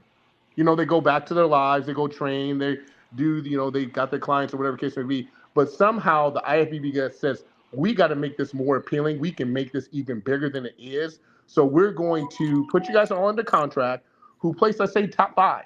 And these are the things that you guys are going to have to do throughout the year to promote the sport. We're going to pay you to do it, because that's what this new IFBB apparel money is kind of for, I guess, to make sure that we all, instead of being all on different pages, that we all have a cohesive circle, because it is all under the fitness umbrella. And excuse me for leaving out wellness and women's fitness and all that stuff. But all the champions the IFBB need them to come together and says, we need to do something special to create attention to this sport as a whole. And that's what they're not doing. Right. I mean, I'm sorry. I saw when they decided to do that clothing line, and I'm like, how is this going to help? I mean, it's like, but then it's like I see all the comments coming from other people saying, "Oh, this is such a good idea." It's like, really? How? The only people who are going to buy this are people who know about the IFBB. Period. And why would Fan, you buy fans, some clothes that say the IFBB if you're not an IFBB pro? and it's like, but the thing is, like 99% of people are going to look at that and say, "What does IFBB mean?" They have NPC already no has a clothing line. they have no idea what it even means. The NPC at all Right. these shows, like especially at Jerry Udick shows and at nationals, they have all this NPC wear, all these NPC Right. wear. It's not helped. I just have wore outfit NPC outfit yesterday, shorts and a tank top. Nobody knows what it means. So how does that help? I wanted to piggyback. I wanted to piggyback on You're what right. the Thanks, Olympic Raheem. thing. Yeah, you said Kawhi Leonard. That's who he's talking about. Yes. What you say, KL? No, I wanted to piggyback on the Olympic thing about the fitness division. I mean, the fitness division, I would say, I think they have like a better chance of like somebody putting that in the Olympics because they do like from Absolutely. what I see, Right. they do various things. They flex and I mean like they dance and you know so I mean Right. it has like a better chance of somebody promoting that, But you It's know. KL, you probably have to understand in all these sports, and I'm not trying to downgrade what you're saying, but all these sports, some supplements are used. In the USOC, Oh, the bottom line at the end of the day, in order for me to use my inhaler, because I have asthma, I have to get that cleared through the USOC just to use my inhaler because that opens up my bronchial dilator to gives me an advantage over other athletes. So if a doctor doesn't send me a prescription to the USOC and I take my inhaler before track meet and I win, and I have albuterol or clenbuterol in my system, I'm failing my drug test and I'm being suspended or banned from the Olympics. That's how tedious they are. And it's I deal just a with thought, world because championships and USA you would championships. know more than me, so I don't know. yeah. That was Here's the just comment. He says a- the only way bodybuilders are to make money, the organization has to get TV deals, and the shows need to have huge numbers. TV deals is money. And that's true. Also, Raheem says he says, uh, IFB IFBB clothing line. I rock Gymshark clothing. Exactly. I mean, it's just I don't if even know if I would be interesting to see what Jim Shark net worth is because everybody wears Jim Shark. Everybody. I'm Besides surprised me. if he's like this, if he's got guys like Chris Seabum, he might be sponsoring him. He might throw his hat in to be a sponsor for a show, stuff like that. That's what bodybuilding needs. Oh, we have here the lovely Mrs. Maria Queenie Lieberman says that's why man, athletes comes and go. There's no incentives, or women are getting paid after they all become Olympian. It's a hard enough and very expensive to prep for a show. Yeah, thank you, Maria. Shout out to her. And this is why Maria. You see the link. You want to jump in for a bit and give your thoughts. You're a welcome guest. It's pent up. You can come in if you want. But yeah, this is why there should be incentives and benefits for anybody who wants to compete. Like what happened with Andrea. Sorry, Andrea. She's like Andrea. She is down. She just had surgery a couple of days ago. She's recovering. It's gonna probably, if she's gonna compete or not, I don't know. Or we'll probably, I'll wait till maybe the end of the year, see if she want to come on, do a live stream, talk about, her plans, and because she does train and coach. That's one for, and being the IFBB pro, that's like certification. A lot of competitors who are NPC level competitors who are coaches, but when you get that IFB pro certification. We get that, stamped onto you put it on your social media, your IG. Just this weekend, we just had a show, the Junior Nationals. We have gotten at least about maybe 20 or more new pros out of that show. No women's bodybuilding. We had a couple of physique competitors and all the other divisions. You know, but this is where if you're paying for this right to carry this name on you, why not, as any athlete that works for an organization, aren't you taken care of? You should be taken care of. It should be, like I said again, only person that do pay in the pro levels to compete is the masters competitors, because that's the way you get your prize money from the masters entry fees. I just mentioned how Amy Richardson's husband, he's putting up the entry fee for a show coming up in November, is The Clash. And then when you have situations like with Keith or Andrea or and um, other competitors, whether get sick, get hurt, injured, they should be some insurance to help them out. So that being said, so you know what? Like I just saw this one lady I follow. Her name is Cindy Fleury. She has two knee surgeries, and she had one earlier this year. She had, I think, one later just a few months ago.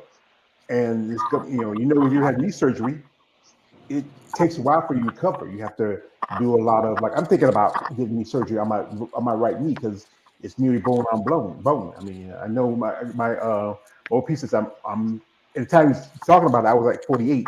He says, when I get 50, that's not too, maybe give me some more time. But now I'm 50. I'm going to be 50 in November. I think I need to reconsider it because I can't do too much with one knee where I can't do a lot of too much walking.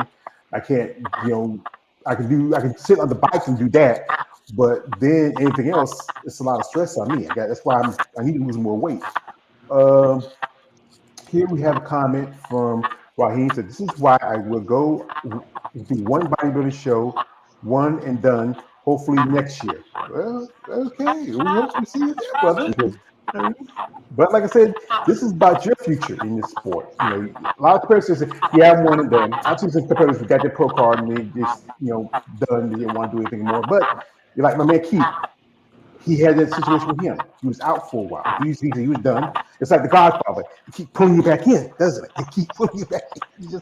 As his competitors who stepped away from the show, like one lady who I follow, who I'm really cool with, Melly Horton, she stepped away from the show for like 20 years ago.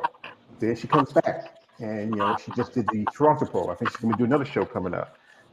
I've seen people who just they love this sport, and as an athlete, you have that need to compete. Just like when Tom Brady, he said, "I'm retiring," and then he said coming back, and that football that wasn't worth shit anymore. I feel bad for that guy who paid all that money for that football. It's not worth shit. But Hella Trevino is the same way. Yeah. Hella Trevino retired. And then she was gone for like, what was it, 7, 8 years? She came back and she's been back ever since. Yeah, because I think she had an injury. And then, she had an injury year before last, that shoulder injury.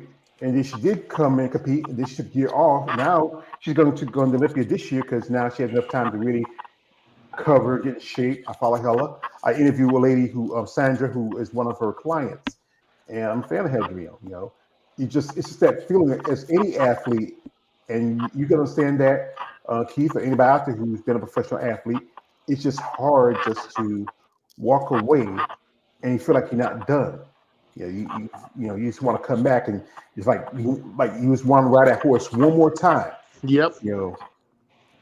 And it's like, Chris, the one thing I can say about Chris Mims' show, which show I'm doing in September, is that he doesn't charge his master athletes to do shows. He pays them. And the prize money is actually really, really good. So he's one of the only guys, but, he's not like these other promoters. He understands what the sport's about. He understands that's the guy who was thinking about the idea of profit sharing with the athletes, that people come and watch the shows. His vision is different. I think that's why him and Lou Ferrigno spread up after they were in Palm Springs for a few years doing the Lou Ferrigno Classic, that they just couldn't come to eye on terms. So his vision with the sport is completely different than some of the other promoters, and I think that's why his sport is prospering so much.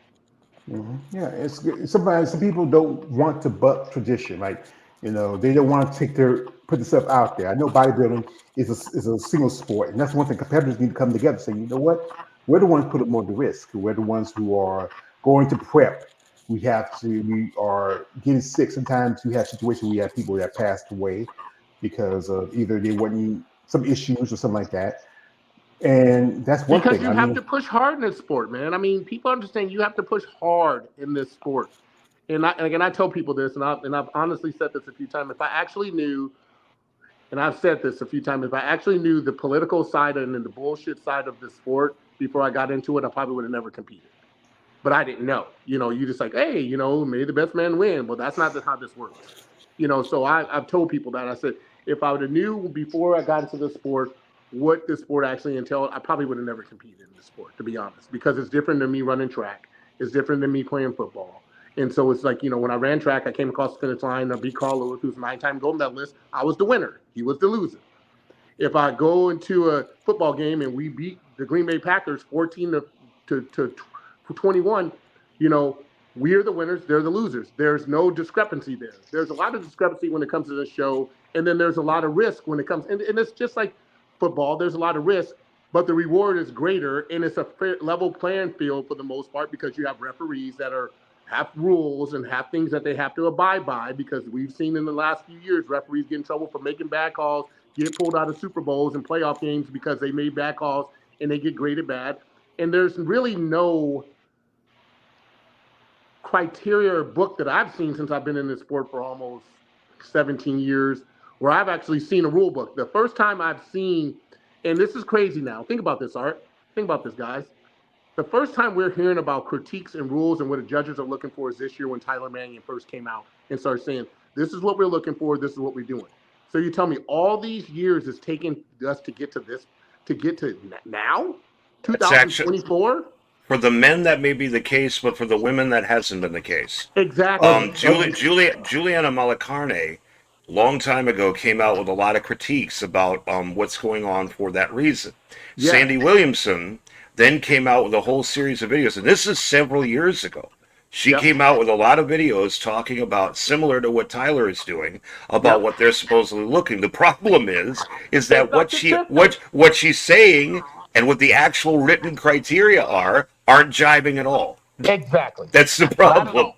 Because she says, oh, well, we need to look for a certain amount of being ripped and striated in WPD. In your written criteria, you specifically say ripped and striated is what a WPD competitor shouldn't be.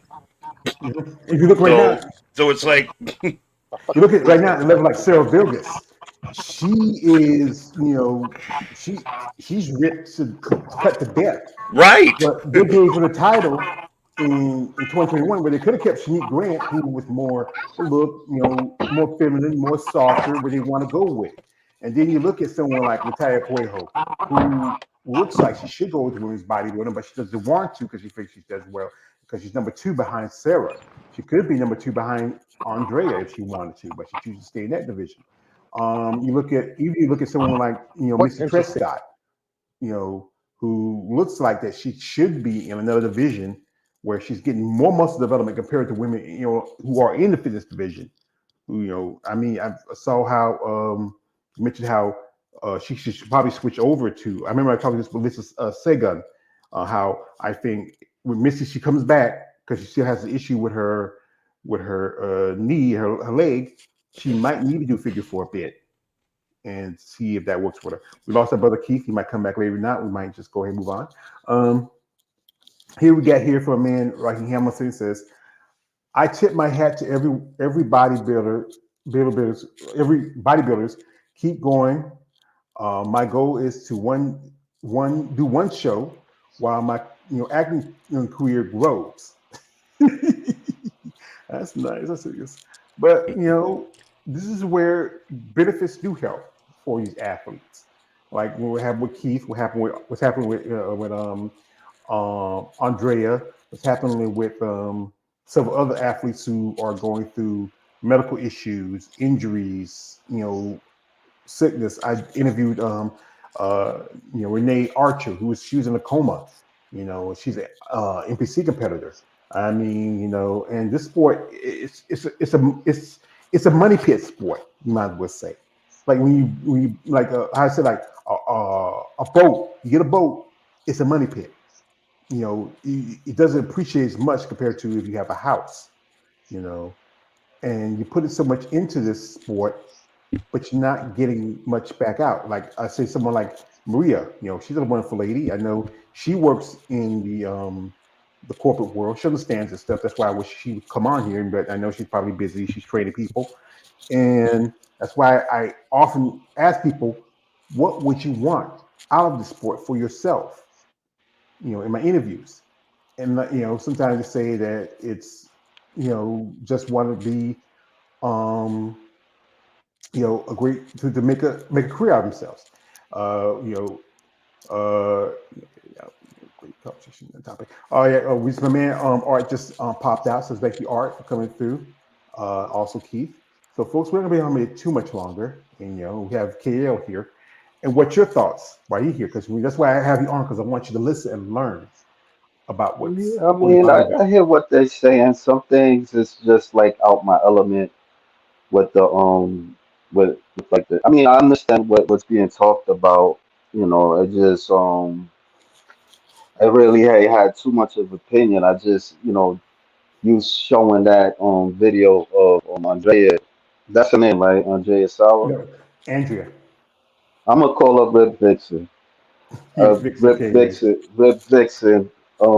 Yeah. I mean, that's sad. I mean, a lot of I notice a lot of bodybuilders they go through that. Just and the stuff that she going through. She said she couldn't swallow, and then I don't know like what she's seen like two doctors. She was seeing one specialist and another one. I think the other, her surgeon was supposed to do her surgery, and she wants to get a. She got a second opinion because the first surgeon was saying this, and then she decided to go to second opinion, get a Yeah, second opinion from another doctor. That's what. yeah. It's like Sometimes that's what. it's That's what like that's like. yeah, it's like it seems like she got to see more than that. More than that, I don't know. I did like a surgery. I did. I had a minor surgery, nothing compared to that. And that for me, even that for me, that was rough a little bit because I had hernia in my pelvis, and I had to get like two surgeries because one it was like the left and the right side. The I think the left side was bigger than the right side. It wasn't that big, the second time, but the first one it was rough for me, and just even like just I like even like I had to stay overnight at the hospital, and I couldn't even take a for me to leave. I had to take a urine, and that was rough. So but just listening to her story, that I mean that is rough. I mean like. I mean, better her than me. I could say, and I don't mean it like we all got our own suffering, but I wouldn't want to suffer that, have that type of suffering because that's really tough, you know. Yeah, that's the tough part about it. Like I said, I'm like I told her, I'm gonna send her a little. I sent a thing to her. I said with my care package. I think probably do it next month because Mm. and she said thank you, Joyce. I hope I get it soon because the last one I sent was it was like a lot of snacks and stuff. She loved that one. The first one I sent because we did an interview. It was like stuff I usually send. And he said, George, you don't see any snacks? I said, well, next time I see, because her birthday was that next year was her birthday, and I said one Okay. with snacks in it, and that's why I love doing things like that because I know it's tough. Like me, I have Medicaid, Medicare. If I need to do surgery, that's pretty much can be covered. And also sometimes because I'm under a certain amount when it comes to what's my yearly earnings, I can get assistance to the hospital. They can file for my like assistance for me, so I can if it costs so much, the hospital will take care of it. But a lot of these people who do are the ones who do have jobs but have good insurance. And like Keith Right. mentioned, he has good insurance and some others, but others it's a lot tough. You have to really look for a plan. She's in California. Sometimes Yeah. California is a lot more expensive compared to It's North like New Carolina. York a bit liberal. Yeah, premiums be different depending where you go. I have life insurance because, Yeah. when mom passed, she had insurance, but wasn't that enough. My sister had, uh, borrowed from a 401k to pay for the off rest of her funeral. She had a couple of policies. One was only about so much, like I think it was like maybe 1,000. Then I had got another one, but it wasn't 2 years for that one, so they only gave so much.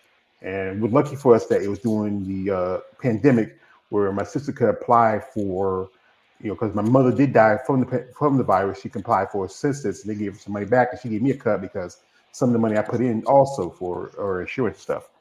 But this is why I talk about this, and this is why you know what, I shouldn't be talking about this. It should be among you competitors. I know some people don't want to rock the boat, but sometimes if you don't take the risk, you don't get nothing out of it. they need to sit down with the Mannion family and the rest of these promoters and say, hey, if I do a show, if something happens, if I get sick, will you take care of me?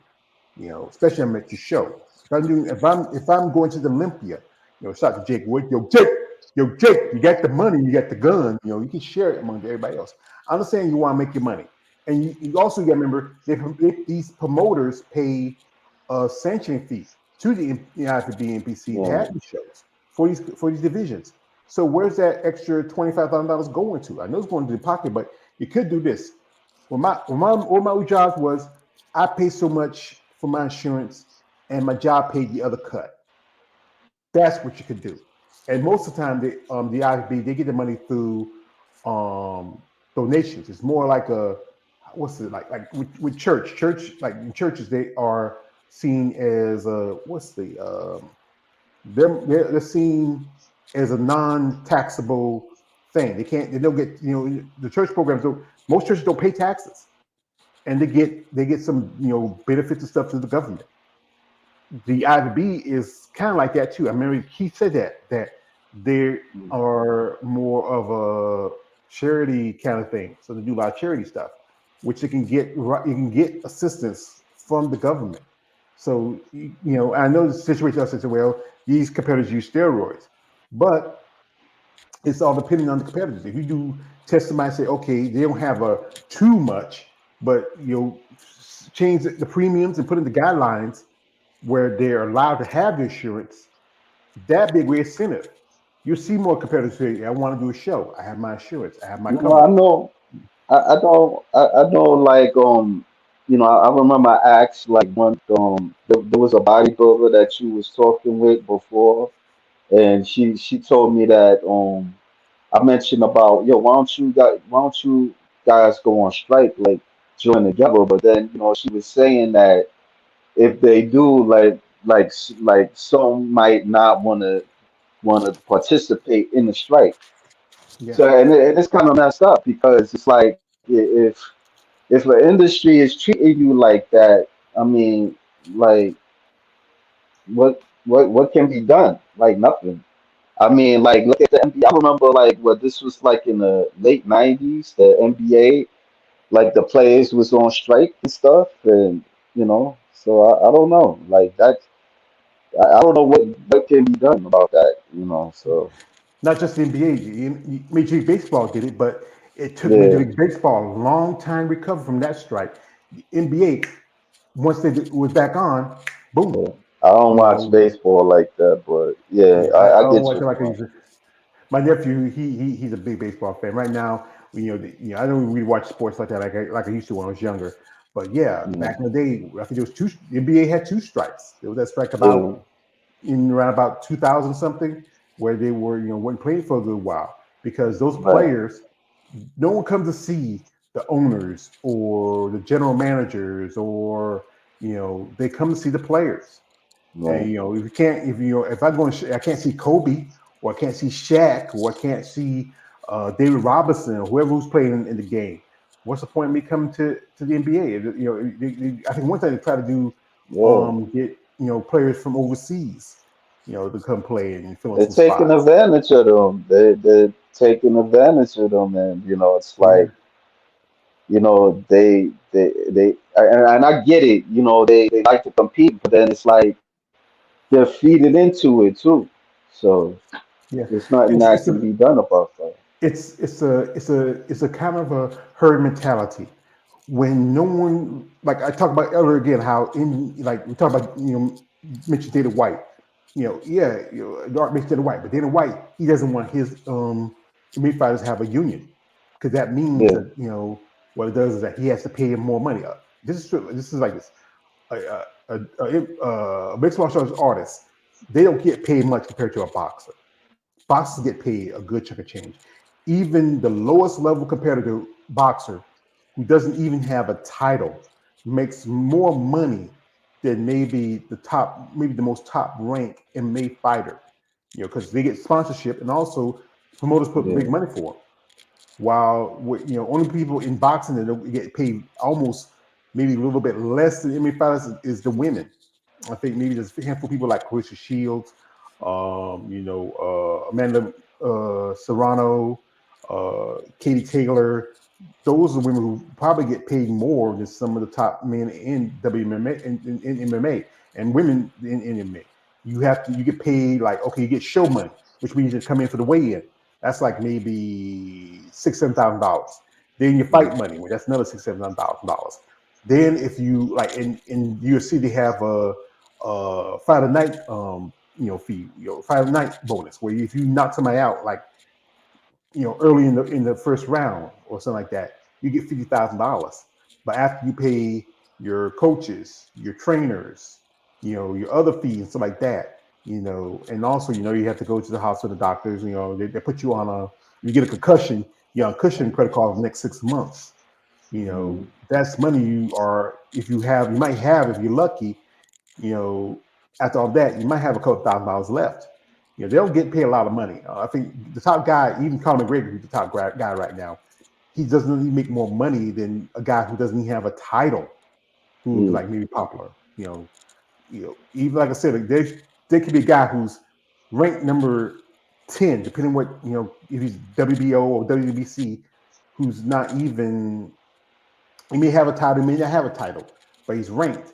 He'll still make more money than guys like Conor McGregor or good another example, Israel Alexander or any other guys who's a title in the UFC. And they still was a fighter by the name of Leslie Peacemaker Smith. She wanted to start a union, but because instead of just working in the dark and being quiet and moving silently, she told older people, and other people they snitched on us. Jesse Ventura, he wanted to start a union back in WWF, but he got snitched on by none other than Hulk Hogan. Oh yeah. And Jesse was a big heel back then in the old days. He was a heel, but he was really about promoting stuff. He was like, you remember Jesse was also ex Navy SEAL. He was on which sacrifice he made for our country, and he wanted to bring in a union. They fired him because he used to be one of the commentary guys at this back then. Gorilla Monsoon. Remember back when you used to watch WWE back in the day, WWF, not WWE. Yeah. Yeah. But it's just these people are more worried about the short-term money than long-term money. And when you leave the sport, other than maybe if you have a couple of maybe titles in a couple of shows or you've been to a couple of Olympias, you don't have nothing out of it. You don't have a pension, you don't have 401k. You got to think about all the money you put into it, especially those people like Keith and Tina who have kids. You could put that money into buying yourself they got a nice house now, but you could have got yourself another house, Ben buys a nice car. Andrea,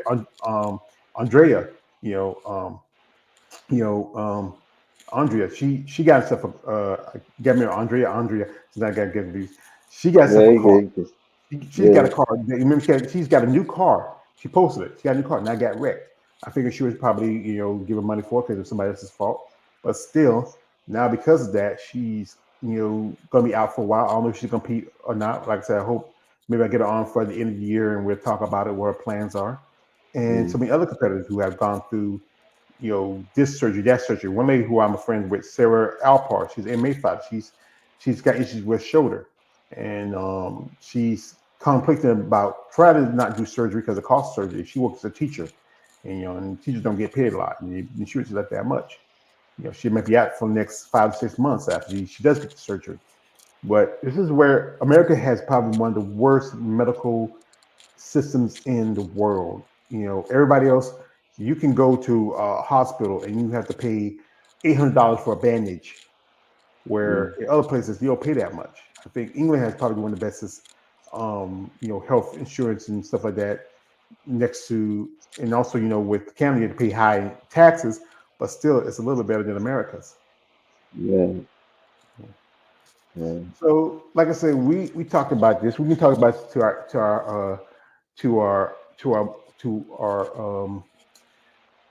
So you turn blue. But like I said, it's up to you athletes. I'm just this guy with a small little, live stream podcast. I'm, talking with you ladies and conversation stories are here, ladies that follow. You should be on here talking about it yourself, but I know you're afraid. You don't want to get picked on, get blacklisted. They don't want to get. Maria took a time off and came in here. Thank you, Maria. Keith came here, took a time in. Those are two IFB Pro level competitors. I hope I have another lady here, but she has something come up, but she couldn't make it. Maybe we have her next time. But this is why I talk about this, because it needs to be spoken. Put it out there in the world. You put in most of the risk, but little reward out of it. Like I said, you do a show. If you're not in the top 5 or top 3 in the money division, you just throwing more money than you need to go to your shows. That's why a lot of ladies after shows would do photo sessions with, they call them, the meet websites, because they're paying. Yeah. So that's a little money they put in their pocket. It may not cover for what they put in to go from, like, do a show like Omaha, or do a show like Chicago or Toronto, or or Tampa, or Texas. But it's better than just walking away with nothing in your hands. But Yeah, I kind of understand why they do. No, I didn't mean to cut you off. I kind of understand why they do the session thing. I don't want to be a strong advocate for it, but I get it. So yeah, I understand. You understand too. So, folks, can you believe it? This is going to be the last week for June. Next week we have, I think next weekend, I think on the 7th, there is the Portugal Pro, and you heard Sherry Priami is competing that show. Congratulations, Sherry. I'm a big fan of Sherry. Um, don't know, the list won't be out till I think next Monday. There are some names I think I heard that might be competing this show. Um, I'm not sure it's confirmed yet, but there's a couple ladies who are announced they're doing the show. That's a women's bodybuilder. Physique competitors, I don't know yet. Uh, two that really stand out for me is, we'll pull up here, is we're going to have, we have Jay Fuchs says she's going to do the show in Portugal. I'm a fan of Jay Fuchs. She's from Switzerland. And also Anastasia Levinova says she's done a show. She won the show back in 2020, was it 2020, 2021? But she couldn't, I don't know, because issues of traveling at the time due to the pandemic. And she's placed top 2 in the show the last couple of years. She's going to be who doing do it you think again. will win? I feel it's going to be Sherry. Shelly. Yeah. Sherry. Depending who else comes to the show, we wait to see the list. I think, not, we still have Natalia Kobaleva, that's Rahim's girl. She hadn't announced what show she's going to do. I hope she's not going to try to Yeah. put her money in all her bags into the Rising Phoenix get a qualification for Olympia. She shouldn't, because Mhm. if you don't see, it's the Rising Phoenix top 3 competitors will be will get their Olympic qualification. Y'all know Andrea's gonna win, and and probably whoever's gonna be second behind her, who's already qualified for the Olympia, and then whoever third, if they are not qualified, that will get them into the Olympia. Um, Also, still waiting on people like Michaela Aycock, Myla Ash, several other competitors who have not announced what shows they're going to do yet. Because we have the next month is going to be Chicago, and also the Linda show. I think another lady, she said, I mentioned, she did an interview with a man, uh, Glenn, and that is Tina Chandler, who's coming out of retirement, who has not competed Yeah. for maybe 10 years. And Yeah. I she seen is that. making yeah, she's making her comeback. And she said she's doing Atlanta women's bodybuilding. We're going to see how she's going to look. I don't know if maybe she should think about doing physique, but if she has that good level of muscle that she had back when she was competing bodybuilding, because I think she's going to do both open and masters. So we'll Yeah. wish the best of luck to Miss Chandler. I think she has a impressive physique. Like I said, this is from back in the day when she's competing, and she's been a multi-time Olympic competitor. This is from the Women Bodybuilding Edits. That's our man Roy. This is his IG. You can check it out. But also, one thing I'm going to do is this: for those who are fans of Andrea Sauer, you know, I will leave her IG link in the description here. And if you want to send her best wishes, Also, she has an Amazon, so she has an Amazon wish list. You want to send something to her, excuse me, to her Amazon wish list. That would help out. I think she also, I believe she has I'm trying to think. I think she has a PayPal and maybe a GoFundMe. I don't know. I don't think you can check and Yeah. see in her bio on her IG, Yeah. I can and you show can some check out and support. I see, can try to support. some Good support, job. maybe, yeah, a little stuff to help her out. Because I know I'm going to send her a package later next month. Because she's a Yeah. friend of mine. I want to do something for her if I can. Like I said, I'm not a rich man. I still gotta get that plastic card out. I'm hoping to God. I'm gonna call him. I'm gonna wait till after I get my next month's check and call him and see about it. There's no point in me. I went there a couple of times and he's saying you get the. I'm not gonna be. I'm not gonna stress over it. I'm not gonna try to stress over it. But it does get. When you want your own shit to get around, you want it. So I should have went to somebody else. But hey, Mm. he's been good working for. Dragging his feet, goddamn him. But anyway, so folks, let's say best wishes to um Andrea. Um, you know, and hope she does better. I know she had surgery. Also, her husband, he's there to support her. And all these people who I follow who are going through some medical issues, who are, trying to get back on their feet, I wish you all the best of luck. You know, this sport's always going to be here as long as it's going to be here. It's not a race, it's a marathon. Take your time. Worry about your body as much as your mind, and take your time. It's going to be here whenever you're ready. So that's it, brother. Yeah. Thanks for having me. Appreciate you. Inviting me. I'm Yeah. always happy to invite you on because like I said, I want you to get a bit of education in what's about this sport. It helps with your content also because Right. it's good for conversations. Yeah. And you get to I learn something. appreciate it. I know it's not in your wheelhouse, but it's something that really helps you when you reach out to the ladies because they want to understand the point of view what they go through as competitors, Right. not just seeing as big muscular women. They're people too. And one more thing, if you ever in your life come on my live stream wearing a robe, I'm gonna drive to New York and Why we're you gonna have a so against the road, man? Why you so against the road, man? no I no just no no no no no no no because it's You one didn't thing we see do it on. anything. You didn't see No no no anything, no no even no with no that no no no interview, bro. because you came on here. It's one thing we do it on your shit. You come on my shit. I feel brick by brick. You came on here. If you were any other man,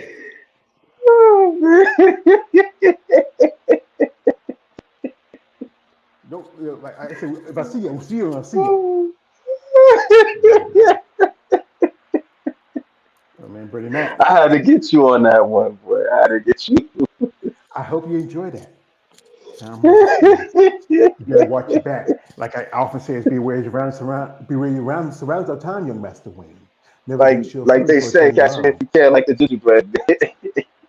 Well, it don't happen. I like gingerbread. I wouldn't mind, hey, I'm gonna take a piece out of gingerbread man. So, folks, yeah, you be careful. Gingerbread man be some milk and cookies for long. But, so, folks, I do appreciate shout out my man, Big Keith Wiz coming through. Shout out to the Art of Female Muscle. Thank you for coming through. Also, shout out to Raheem Hamilton, Money J, Warrior 2000, the lovely Mrs. Maria Q. Lieberman. All you who are here, balls deep. Welcome back, brother. We haven't seen you in a time. And also, my brother, XA Gucci 2023. We need to do a live stream some MMA. I don't do too much MMA talk like I used to because we really focus more on the bodybuilding stuff. Like I don't even get checked to some interviews because those ladies have managers and it's hard. It's not easy to get to women's bodybuilding than to get to MMA fighters. So again, we do have a show coming up. It's going to be the end of, and I think it's going to be a week down the road. It's going to be the Portugal Pro. That show's in Portugal, so I'm not going to watch the live stream. I think also it's like with the Spain show, you have to pay in euros. So I might just, like I said, try to see if I can, catch the information here and there, whatever. Because the show starts to probably be like I'll be sleeping in the bed, and by the time it's be over, it's going to be, bed the afternoon. So if you are interested, check it out. See, we can get information out. If you're someone who's in Portugal who follows my channel, hey, I can use some send some videos, send some pics, take a picture of some ladies. So let me know. Come on. I know I know most definitely female body channel might go there because they do a lot of overseas stuff. If I could afford to, and I don't know if I want to go clear across the side of the world, but maybe someday.